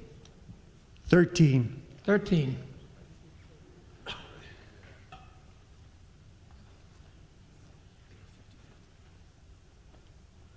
27. 27. 18. 18. The vote being 84 in the affirmative, 74 in the negative, it does not carry. We continue debate. So where were we in line here? Is that me? All right. Okay, we'll start with Mr. Doxer. I've lost track of where we were. Thank you, Mr. Moderator. Mark Doxer, Precinct 1, member of the Select Board. So I'm in support of Article 16, and I want to kind of explain a little bit why. I think that we've all had the discussion. This isn't kind of perfection in terms of what's going on. It's not going to accomplish lots of quote-unquote new affordable units, but it is going to establish, or can establish, more units that are more affordable. And even if we use the statistics about smaller housing units, multifamily units, they'll be less expensive than 1.4, $2 million, $2.5 million, whatever. So that there is potentially the opportunity for younger people or people of more modest means to join our community. Mr. Berman brought up that one of the reasons why all this is happening is that Massachusetts and Reading don't have enough housing. One of the reasons MBTA Communities is trying to help with that, I think that's maybe a better word here, is because we need to do our part. We need to be part of that activity. We have talked in town meeting a lot about how can people who don't have very large means move into this community. Smaller units, multifamily units are an answer to this. I view Article 16 as giving us, frankly, a little bit more control. We're taking MBTA Communities and we're molding it as best we can to help us, not in a way that is going to establish thousands and thousands of units, but frankly, it's as minimally compliant as Article 17. They're very similar in that way. However, there is the opportunity for more of these smaller units, more of these potentially mixed units, but more multifamily units. To me, that's absolutely worth it. So do we need to care about losing a $500,000 grant? I care. I don't want to lose it. As we move forward and do other things, I don't want to be in a position where it's as simple as them saying, don't bother applying. Don't want to be there. We need to pass one of these articles, hopefully tonight. I think Article 16 is much better in terms of what it allows us to do, basically molding MBTA communities to do more of what we want and get more of those housing units in town, the potential of more of them actually being built as opposed to just kind of the total number. Thank you. And the other side. Here. Good evening. My name is Morgan Steer, Precinct 2, Winter Street. 10-year homeowner, 2 small kids born here and now in Killam Elementary.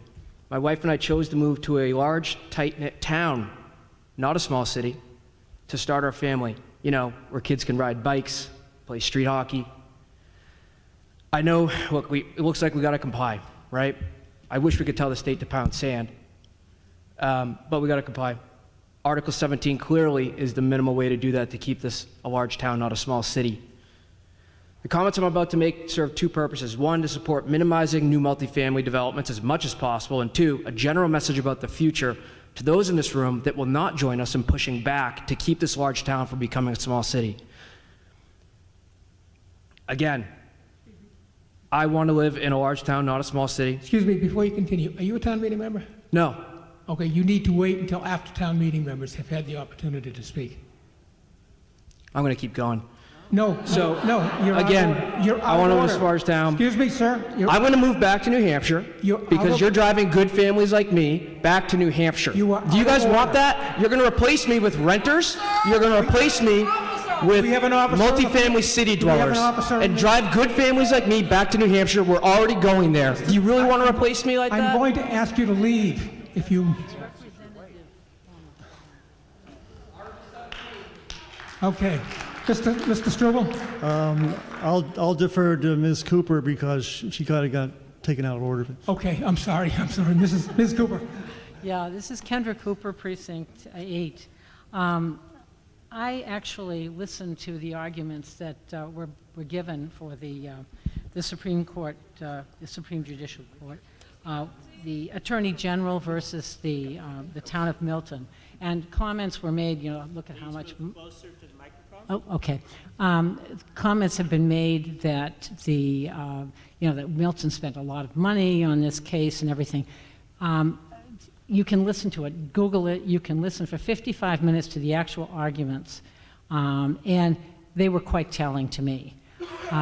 It gave me an impression, the justices, the kinds of questions that they asked, both sides on this issue, had to do with guidelines, they had to do with versus regulations. My sense, after listening to just these 55 minutes, tells me that there's a possibility that what we're discussing, while it's been a great discussion and we've got a lot of impressions that we've had and concerns that have come out, that it may be something that they're going to say was not constitutional. And I listened, Suffolk University has it on the internet. I'm hoping maybe we can get RCTV for the people, and many people are not on the internet in this town who are directly affected by all of this. I'm hoping that we can get them to put it on and on cable so that people can hear it and see it and understand the concerns that the justices had. I mean, there's even a lack, one of the questions had to do with a lack of legislative history. Usually when there's legislation that's passed, you can look back and see who said what, when, and everything. There's a lack of that, and the justices brought that out. So they've got some real concerns about how this legislation, how this was passed and how it's going to be enforced. And so for me, I'm looking at this and I'm in a way thanking Milton for spending the money, because whatever comes out of this is going to have an effect on us. And I do believe we need to have more more lower-income housing, and we need to have so that people can afford it. But I don't see it in what we're discussing, if that's going to be the outcome. And I know there's been confusion across the state that, over what this will do. But I really hate us to be feeling bullied into making decisions that I wonder if ultimately, it won't have been necessary. I think the discussion's been wonderful. I think that people have been able to, and people in our local government have been able to really look at this and investigate this. But I also feel that there's a population in town that has been left out of the discussion because they're not online. And there are things like, like it's 5 o'clock tonight. I mean, I could barely, get to read some of this. And that's through no particular fault. But I'm just saying that things are happening. And this discussion, maybe we'll get a decision before December or before January. But I do feel we're kind of feeling pressured to do something when, we've really got to look at the community and what their needs are and maybe step back a little bit. But anyway, I urge you to try to get on the internet. I mean, maybe the library can have a showing of, of this 55-minute argument, because it was quite telling to me where the justices were putting their emphasis. Thank you. Mr. Struble. Thank you. Jeff Struble, Precinct 7. This is something that addresses this idea of putting a condition on these articles that if, in fact, Milton wins, and I guess the impetus for this entire process falls apart. And we just found from a town council that's probably not a good idea because it won't work. There's probably another thing we can do. What town meeting giveth, town meeting can taketh away. There is a bylaw which allows the select board, pay attention, you guys, can call a special town meeting, and it has to be at least, I think, posted for a minimum of 2 weeks. Is that right, Laura? Right. We can have a special town meeting pretty rapidly. Let's put it that way. And if you thought you joined town meeting, you're only going to meet twice a year. Not necessarily true. If a special town meeting is called after, I guess, a decision against Milton, whatever we approve tonight, and we have to approve something tonight. People really do we can't take those grants away. Whatever we approve tonight, we can then take away again, and then either find out where things are going with the state, or take it into our own hands and try to solve the housing crisis ourselves, which frankly I would like to do. But I think there is an out. I mean, there is the special town meeting would in fact be able to reverse whatever we put down in paper tonight to comply with the state's mandate if that mandate falls apart. So have faith, folks. I mean, we can do it if we try. Thank you. Yes, sir, Mr. Carnahan. Thank you, Mr. Moderator. Joe Carnahan, Precinct 7. There's been some questions about the amount of the grants that are at stake. I'm actually, I think at one point Mr. McNichol said that there's one $500,000 grant at stake. I think that's technically true if we are in non-compliance for a short period of time, but if we are in non-compliance over a period of years, then it's probably better to look at what are all of the grants over a period of years that would be affected. I think it's the last 3 years.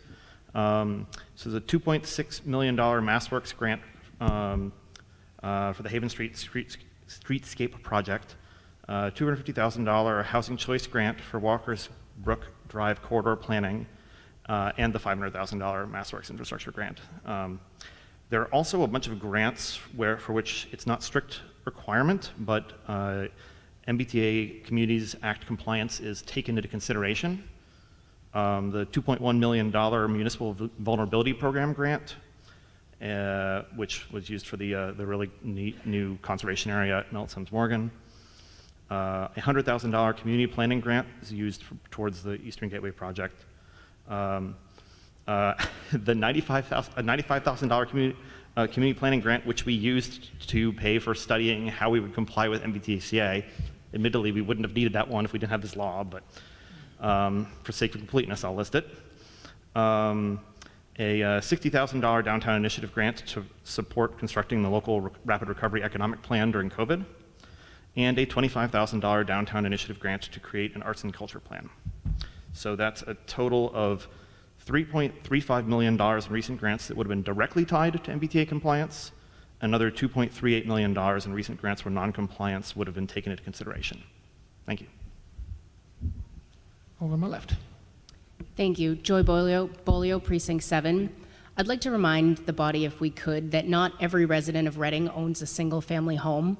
There are quite a few residents in Reading who are renters, and quite a few that live in condos, and all of those people. So increasing housing for those who live in things other than single-family homes is what's needed in the town of Reading. More availability is going to equal some affordability. Thank you.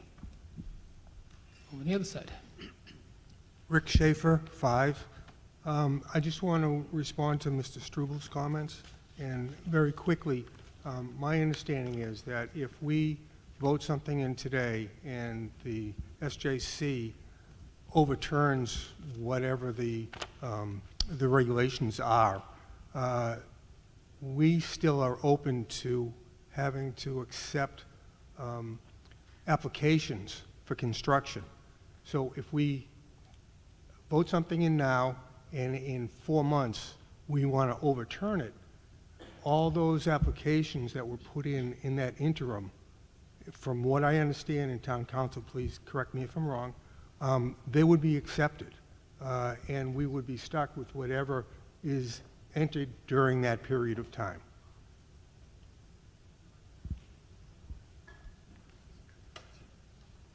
Ms. Reed? The bylaw allows for by right development, so if someone pulls a building permit validly under the bylaw that's in effect, they can build what's on the building permit. There are some deadlines that they would have to meet around, shovel in the ground, but that is correct. Thank you. Thank you. Over here.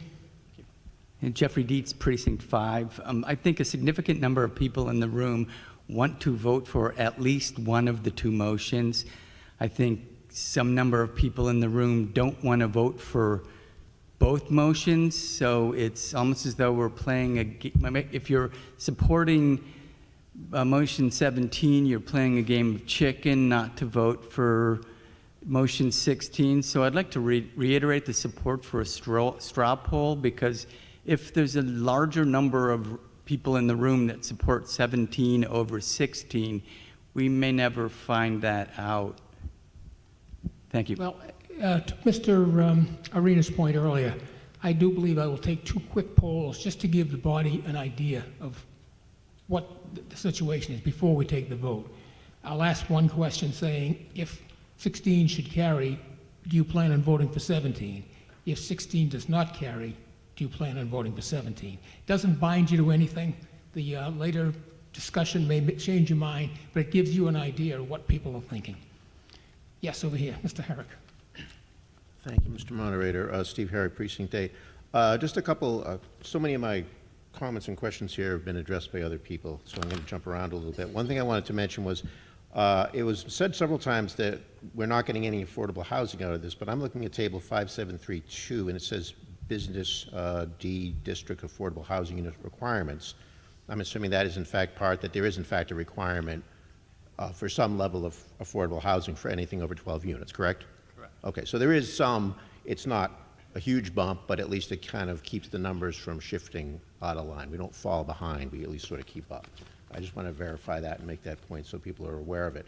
On that map of South Main Street, the green area, and the point that's been made that it's kind of creeping out of the current commercial district, my first question is, how many single families homes currently are in that district? And you may not, I'm sorry I put you on the spot, you may not have these numbers at your fingertips, but in that green district, there was a commercial district which had some single family homes into it. And I think did you say the number was something like 14 or 16? So there is about 14 or 15 parcels at the end, about half reach the minimum lot size proposed. And in that creeping outside of that district, does that encompass, are there single-family homes in that area that creeps outside the district? No, they're predominantly commercial, multifamily, or mixed-use lots. Okay. So although it does look like we're bleeding out, we're not taking anybody who's currently outside of that district, who's currently outside of the commercial district, who's living in a single-family house, and saying this is now being flipped over. So we're not talking about converting single-family, currently existing dwellings into multifamilies or anything like that. It's simply giving them the option. Parcels at the end. Yes, okay. I want to be clear about that. So there is, although it looks like we're flipping people, we may not, but it certainly does create concerns for abutters, which I certainly understand. Hopping around here just a little bit, and this is partly my ignorance, I haven't maybe been following the bouncing ball, but the main point of MBTA communities, as I understand it, is to encourage additional housing and encouraging communities which have access to public transportation, particularly rail, to create concentrations of housing around those rails so that you have people who are adding people to the communities, adding housing to the communities in places where people have access to public transportation so you can increase the population without having more cars on the highway, so on and so forth. The second, 17, Amendment 7, Article 17. Article 17 is not close to the train station. My understanding when I looked at the original maps when this whole thing came up was that there was a half-mile circle around that train station, and that's kind of was the sort of, that was in play here. And yet we've sort of gone to the edges of town, over there near Woburn, over there near Wakefield, and then up in the north end of town, where we're going to make those changes. Can you just explain to me how exactly that's meeting the criteria? I'm not challenging your math or anything. I'm just trying to understand how that meets the criteria of the law. So Article 17 also includes what we'd call the upzoning of downtown. We're still upping that density from 20 to 35. Okay, and the so same it's the changes. upzoning that does it. So it's Right. that concentration of Correct. zoning. Okay, and because you don't see that on the map, and that's what can Right, cause the some map is confusion. just the map, yeah. Okay, so, but the primary increase in housing is taking place where? In those three outlying districts? Sorry, can you repeat that question? The primary increase in unit capacity, is it primarily in the outlying districts or in the area, in the upzoning, as you say, downtown? Downtown would have a unit capacity of 814. The two outlying districts would have a unit capacity of about 700. So it's more in downtown, but it's A little more close. focused downtown. Okay, so that does meet some of that criteria. I agree with this, I agree with this. Okay, so I just want to talk away just for a moment here on the actual purpose of this law and why I think I'm probably going to vote the way I'm going to vote. You know, what they want, what they're trying to do, and I understand that people don't like being told what to do by the state, and it certainly rubs my fur the wrong way sometimes as well, but the intent of this law is to take advantage of communities that have access. We're very fortunate to be on an MBTA commuter rail line. It's a great asset to the town. It's something that we get that we don't really have to pay extra for. We're all paying for it as residents of Massachusetts. But we get access to this great thing, and they're trying to make this say, if you're out there and you're getting access to this, we want your help in solving this housing crisis.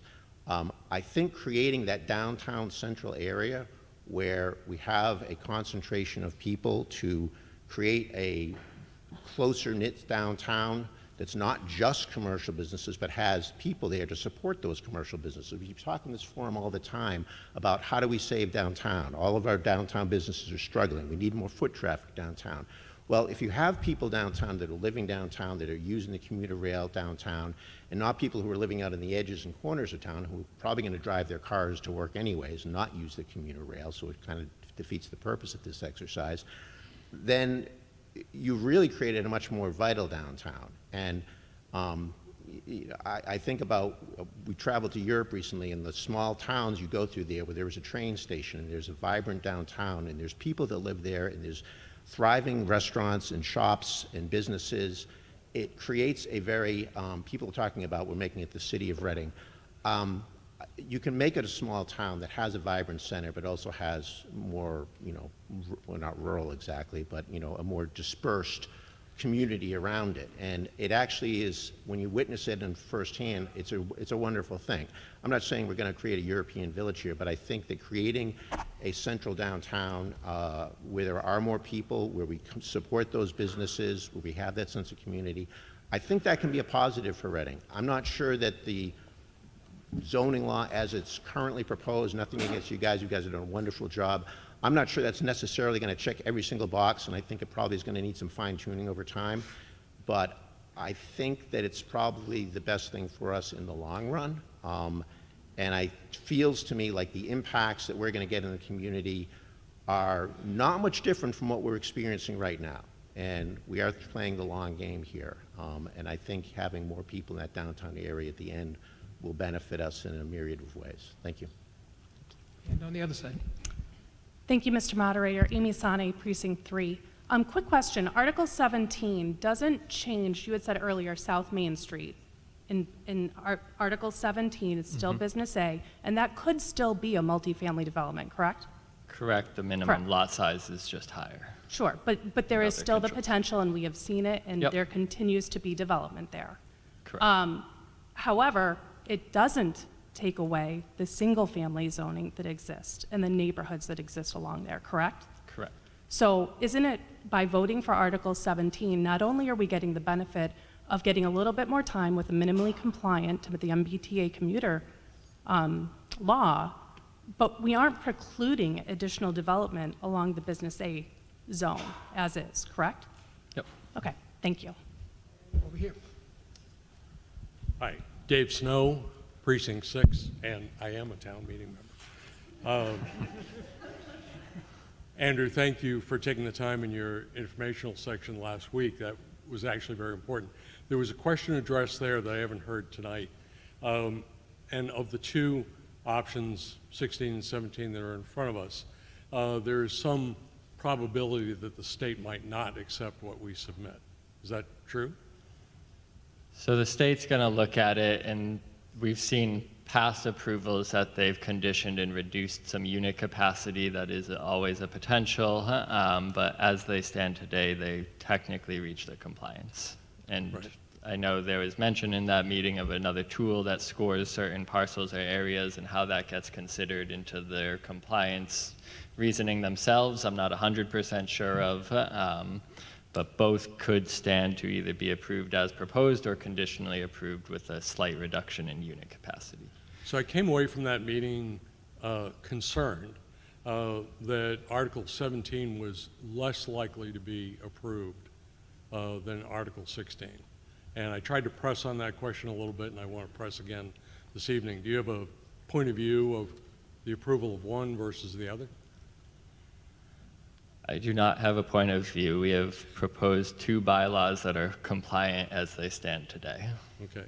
So my reading of this, and I'll share then with you that from that meeting and other research that I've been able to do since then, I actually come away with the impression that there's a much higher probability that 16 will be approved, and that while 17 also appears to be compliant, it's highly probable that there'll be pushback from that.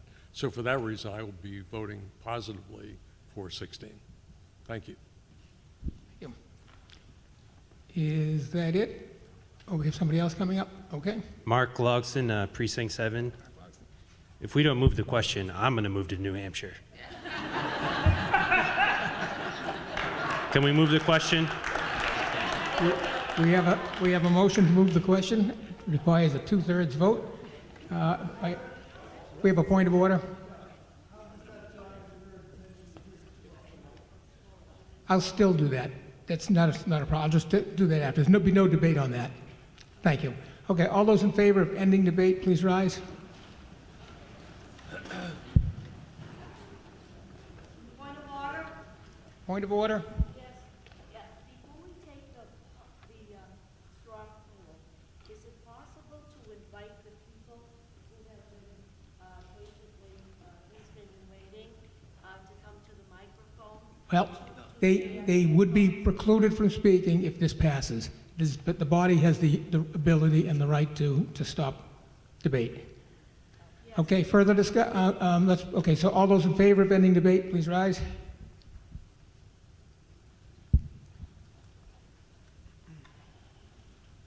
$29. 29.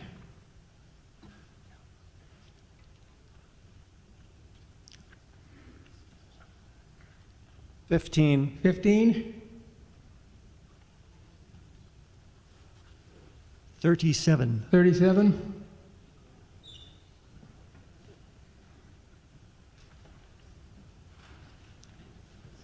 44. 44. Those opposed to ending debate?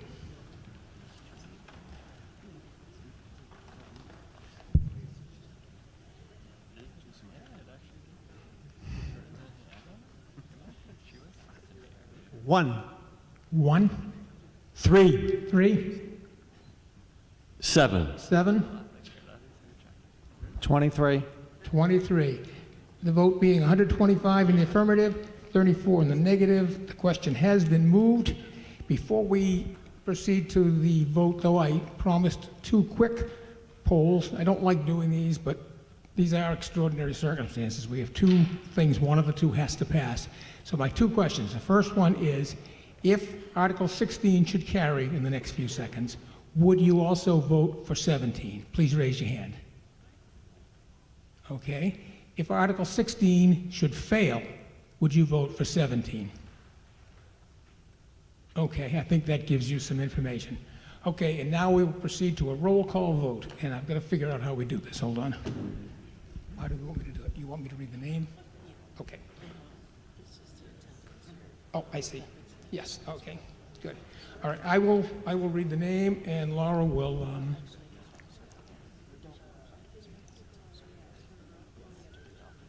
I'll let them see whether they're here or not. Okay, all right. First name, and just say yes or no. First name is Grace Lynn Arena. Point of order, Mr. Moderator. Just to confirm for the body, you are talking about question 16 only. True? Correct. This is Thank you. only 16. We are voting for only 16, and we are doing a roll call vote as per request. No. You all set? Yes. Okay. First one on the list, Grace Lynn Arena. No. No. Okay. John Arena. No. No. Okay. Antonio Afero. No. No. Rebecca Bailey. Yes. Roy Benjamin. Yes. Heather Bramante. No. Salvatore Bramante. No. Philip Clark. Philip Clark? Not here. Not here, okay. Emily DeRee. Yes. Linda Snow Doxer. Yes. Mark Doxer. Yes. Nancy Doctor. Yes. Megan Fiddler Carey. Not here. Not here, okay. Andrew Fotino. No. Diana Halsey. No. John Halsey. No. Deborah Hattery. No. Sarah Littlefield. Yes. Sheila Mulroy. No. Carla Nazaro. No. Paula Perry. Yes. David Panett. No. Karen Panett. No. Mark Zarro. On to precinct 2. Okay. All set? Okay. Howard Cohen. Yes.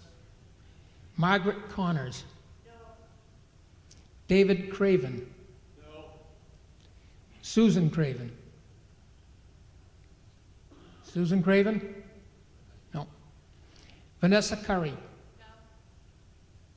Anthony DeRizzo. Yes. Christine Ford. Yes. David Gentile. David Gentile? No. Andrew Gregory. Not here. Tara Gregory. Yes. Denise Iozzo. Denise Iozzo? No. Karen Janowski. No. Carolyn Johnson. Kenneth Johnson. Nicole Lamson. Jessica Noble Gibbs. John Parsons. John Parsons. Simone Payment. John Sasso. No. Emily Sisson. Michael Storti. Nancy Todrus. No. Mark Ventura. Laura Wilson. Okay, precinct 3. All set.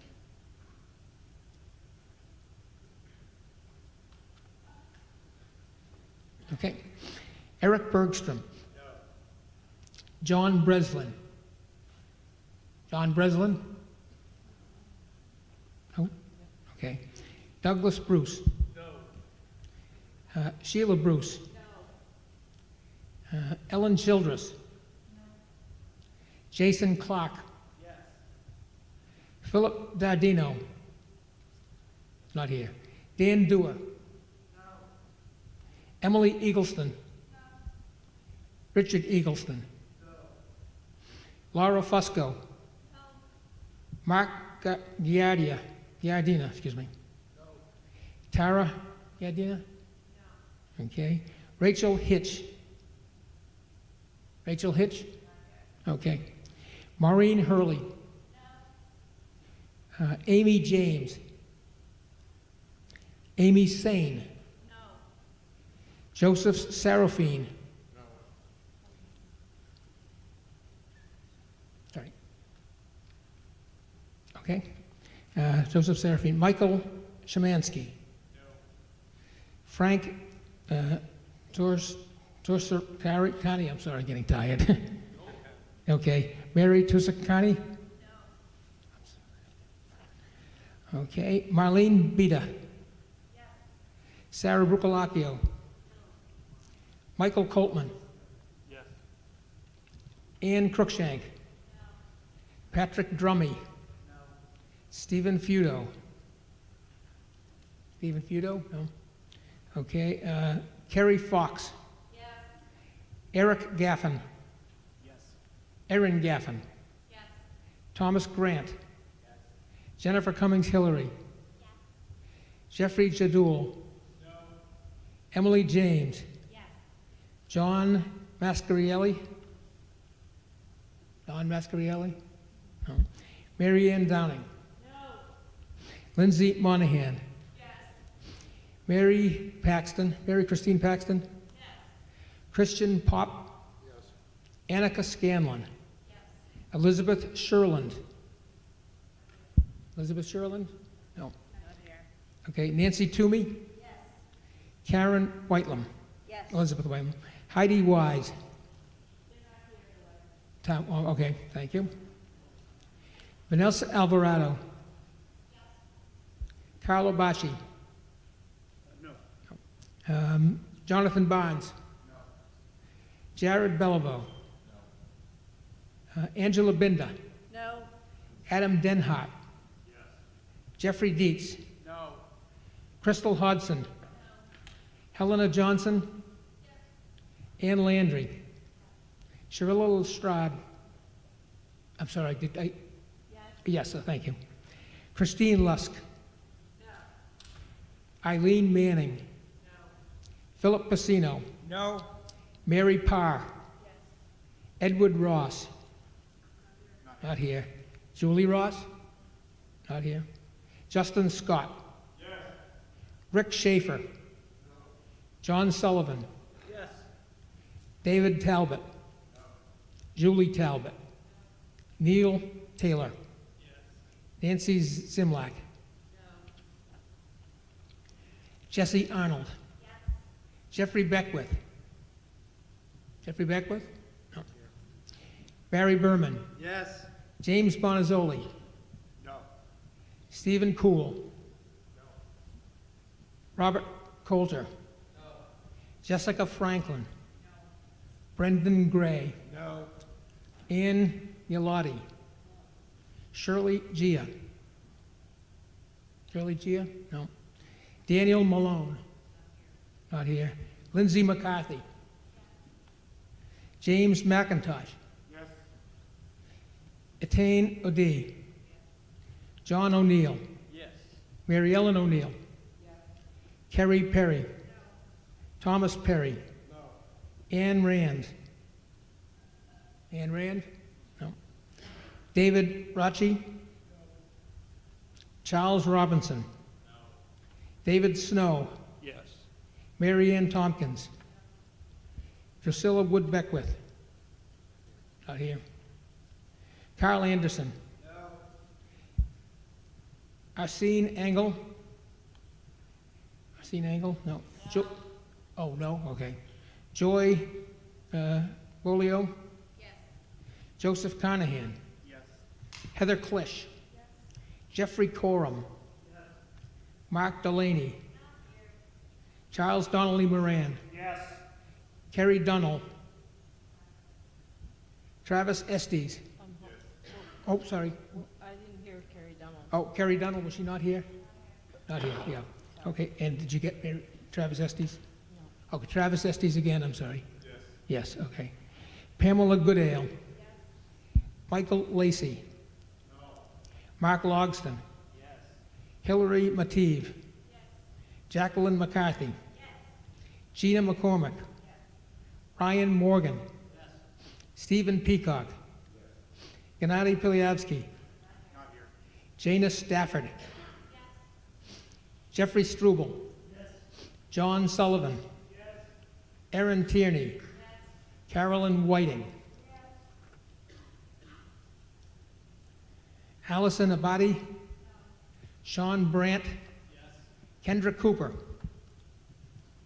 Kendra Cooper?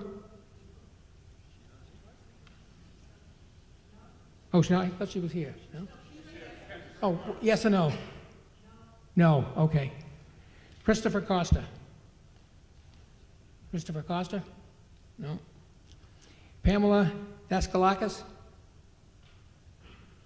Joshua Goldlust? Yes. Laurie Hayes? No. Karen Herrick? Yes. Stephen Herrick? Yes. Derek Holmes? No. Kelly Holmes? No. Eileen Laterio? No. Joseph McDonough? Yes. Emily McNaughton? Yes. Todd Merkel? No. Martha Moore? Yes. Casey Moulton? No.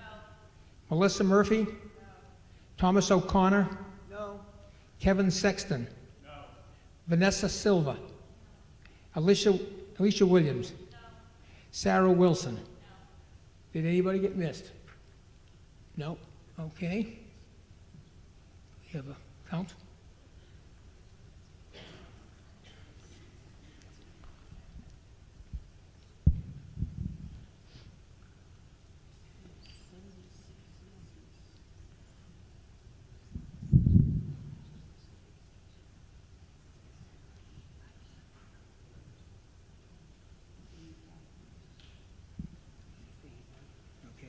The vote being 76 in the affirmative and 85 in the negative, the motion does not carry. Business under Article 17. Mr. Oh, yes, okay, that's a good point. For 17, we have to make that same proposed amendment, changing the 20 to 35. Can we find that quickly? Point of information? While we're doing that, was there a point of information? I mean, given the results of the straw poll, which were overwhelmingly supportive of passing 17 if 16 lost, can we just forego the roll call vote? No. No. No. Be on record. Get on record. I have an amendment. In fairness of time, I thought the roll call was only for that vote. Well, we did ask for a roll call vote in 17, is that correct? Yes, and we had 20 people. Unless there's a change in that feeling, we have to go ahead with it. Okay, do we have the proposed amendment? Oh, okay, all right. We have the proposed amendment up on the, do we have it on the board? Okay. Is there a second to that? Second? Is there any discussion on the proposed amendment? None appearing. Are we ready for the vote? All those in favor, please raise your hand. Those opposed, the motion carries. Okay, any discussion under 17? Is there anything from you folks, or are you all set? You're all set? Okay. Yes. I want to, this Linda Snowdoxer, Precinct 1. I want to add an extra thanks for going through all of this to Andrew and our staff and our CPDC. Thank you.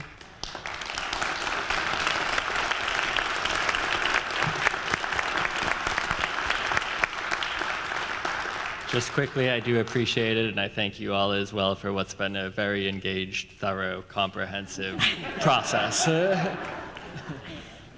I would actually like to make an amendment to Article 17. I sent it to Laura in her email. Jackie, I forwarded it to you. I'd like to suggest, make an amendment for 5.7.3.1, that instead of the 13 being the trigger for the affordable apartments, that it be 10. So the article would read, Apartment 80 zoning district, affordable units shall be required in multifamily projects located in the A-80 districts as follows. That's all the same. 12.5%, 12.5% of all dwelling units constructed in a project of 10, not 13 or more units, shall be affordable units, whether rental or ownership units, and the rest is the same. But my goal would be to raise the number of affordable units that can be created by Article 17 without jeopardizing this article. Is there a second? Second, Mr. McNichol?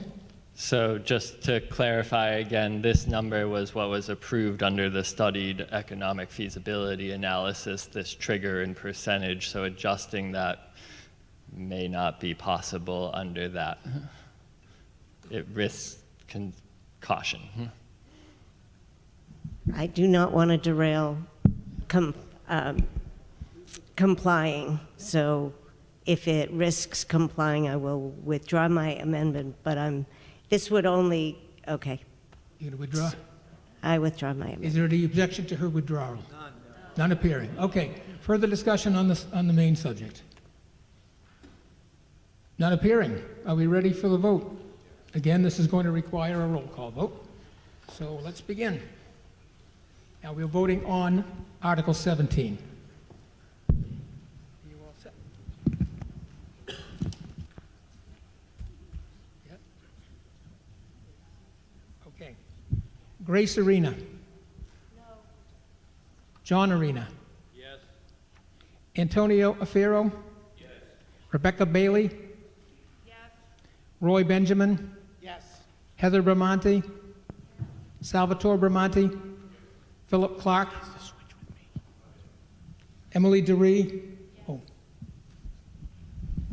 Did you get Emily DeRee? Emily DeRee, I'm sorry. Yes. I'm behind. Salvador? Oh, sorry. We got behind because of the microphones here. Where were we? Salvatore Bramante, could we ask you again? Yes. Philip H. Clark? Not here. Emily DeRee? Yes. Yeah. Okay. Linda Snowdoxer? Yes. Mark Doxer? Yes. Nancy Doctor? Yes. Megan Fidler-Carey? Yes. Andrew Fotino? No. Diana Halsey? Yes. John Halsey? Yes. Deborah Hattery? Yes. Sarah Littlefield? Yes. Sheila Mulroy? Yes. Carla Nazaro? Yes. Paula Perry? Yes.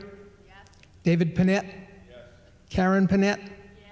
Mark Zarro? Howard Cohen. Oh, sorry, you ready? You all set? Okay. Precinct 2. Howard Cohen? Margaret Connors? David Craven? Susan Craven? Vanessa Curry? Anthony DeRezzo? Christine Ford? David Gentile? Andrew Gregory? Not here.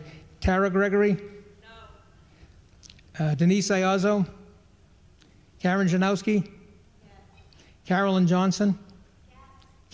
Kenneth Johnson? Yes. Nicole Lamson? Yes. Jessica Noble Gibbs? Yes. John Parsons? Simone Payment.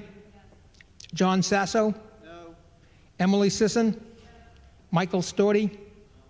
Nancy Todrus. Mark Ventura. Laura Wilson. Eric Bergstrom. John Breslin. Douglas Bruce. Sheila Bruce. Eileen Childress. Ellen Childress, I'm sorry. Oh, sorry, getting too fast. Yeah, I have to switch in between each precinct. Oh, okay. So, Do we lose? start precinct 3 again? I'm sorry, we have to start precinct 3 again. Eric Bergstrom? No. Okay. John Breslin? Doug Bruce? Yes. Sheila Bruce? Yes. Ellen Childress? Jason Clark? Yes. Philip Dardino? Daniel Dewar? No. Emily Eagleston? Richard Eagleston? Yes. Laura Fusco? Yes. Mark Gardina? Yes. Tara Gardina? Yes. Rachel Hitch? Maureen Hurley? Hold on, Oh. hold on. Can you guys speak up a little bit? I'm having a hard time hearing some of you. Emily Eagleson? Yes. Thank you. At the Laura Faso? Fusco, yeah. Okay, go. Okay, where were we? What do you? Mark. Oh, Mark Gardina? Yes. Tara Gardina? Yes. Rachel Hitch? Not here. Maureen Hurley? Yes. Amy James? No. Amy Sane? Yes. Joseph Serafine? Yes. Michael Shemansky? Yes. Frank Torsacani? Yes. Mary Torsacani? Yes. Tell me when you're ready. Okay. Marlena Bita? Yes. Sarah Brucolacchio? No. Michael Coltman? Yes. Ann Cruikshank? Yes. Patrick Drummy? Yes. Christopher Feudo? Not here. Kerry Fox? Yes. Eric Gaffin? Yes. Erin Gaffin? Yes. Thomas Grant? Yes. Jennifer Hillary? Yes. Jeffrey Jadul? Yes. Emily James? Yes. John Mascarielli? Mary Ann Downing? Yes. Lindsay Monahan? Yes. Mary Christine Paxton? Yes. Christian Pop? Yes. Annika Scanlon? Yes. Elizabeth Sherland? Nancy Toomey? Yes. Karen Whitelam? Yes. Heidi Wise? Not here. Thomas Wise, not here. Vanessa Alvarado? Yes.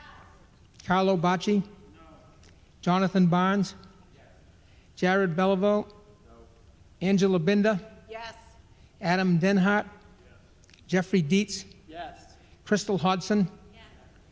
Helena Johnson? Yes. I'm sorry, are you all set? Did you miss anybody? A whole bunch of them. Oh, Vanessa Alvarado is a yes. Carlo? was a no. Jonathan Jonathan? was a yes. And Jared was a no? Okay. Angela Binda, now you caught up again? Okay. And Jeffrey Dietz, you got that? Where are you next? Crystal Hudson. Okay, Crystal Hodson? Yes. Okay. Helena Johnson? What was that, Helena Johnson? Yes. Yes, okay. Ann Landry? Sharilla Lestrade? Yes. Christine Lusk? Yes. Eileen Manning? Yes.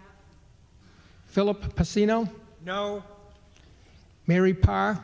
Yes. Edward Ross? Julie Ross? Not here. Justin Scott? Rick Schaefer? No. John Sullivan? John B. Sullivan? Yeah. David Talbot? Yes. Julie Talbot? Yes. Neil Taylor? Yes. Nancy Zimlack? Yes. All right. Give me a break. I'm sorry. I keep forgetting to do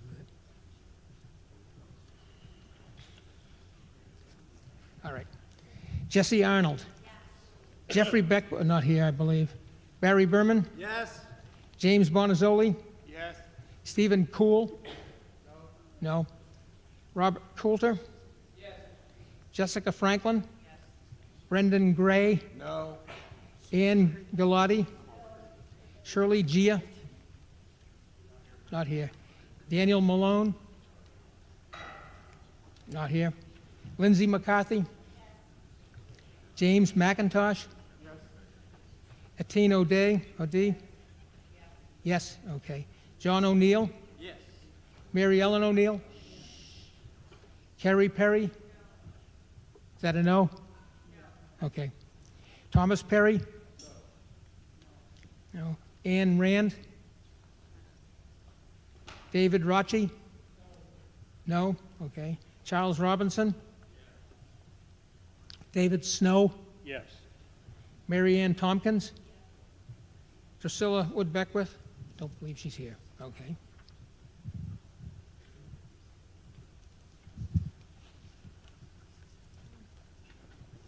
Go ahead. Okay. Carl Anderson?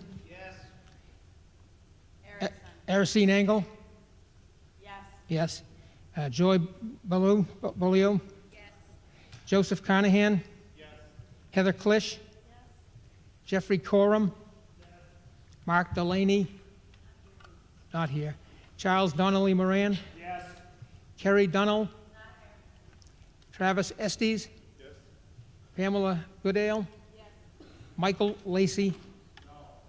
Mark Logston? Yes. Hillary Mative? Jacqueline McCarthy? Yes. Gina McCormick? That was a yes. Ryan Morgan? Yes. Stephen Peacock? Yes. Gennady Piliavsky? Not here. Jana Stafford? Yes. Jeffrey Struble? Yes. John Brendan Sullivan? No. Erin Tierney? Yes. Carolyn Whiting?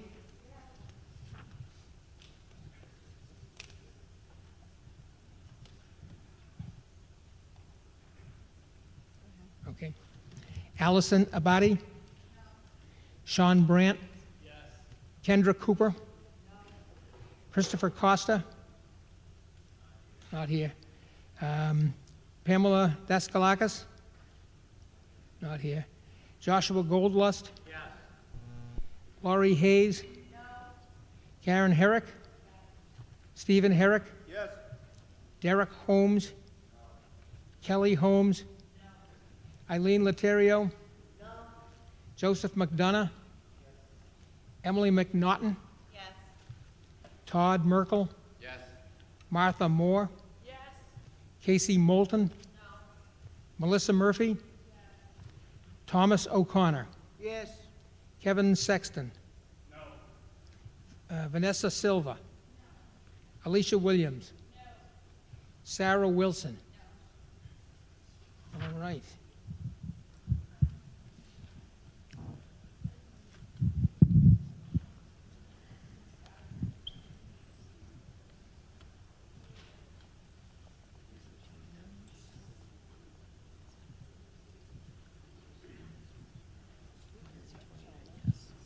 The vote being 129 in the affirmative and 32 in the negative, the motion carries. Mr. Moderator, motion to adjourn, sine die. Okay, we have two of them. I will accept that. I will tell you that there are two instructional motions that will die if you vote this, but you have the right to do that. So we have a motion to adjourn sine die. I'll take one as a motion and one as a second. So Second the motion. all those in favor of adjourning sine die, please raise your hand. And those opposed, the motion carries. This town meeting stands adjourned sine die.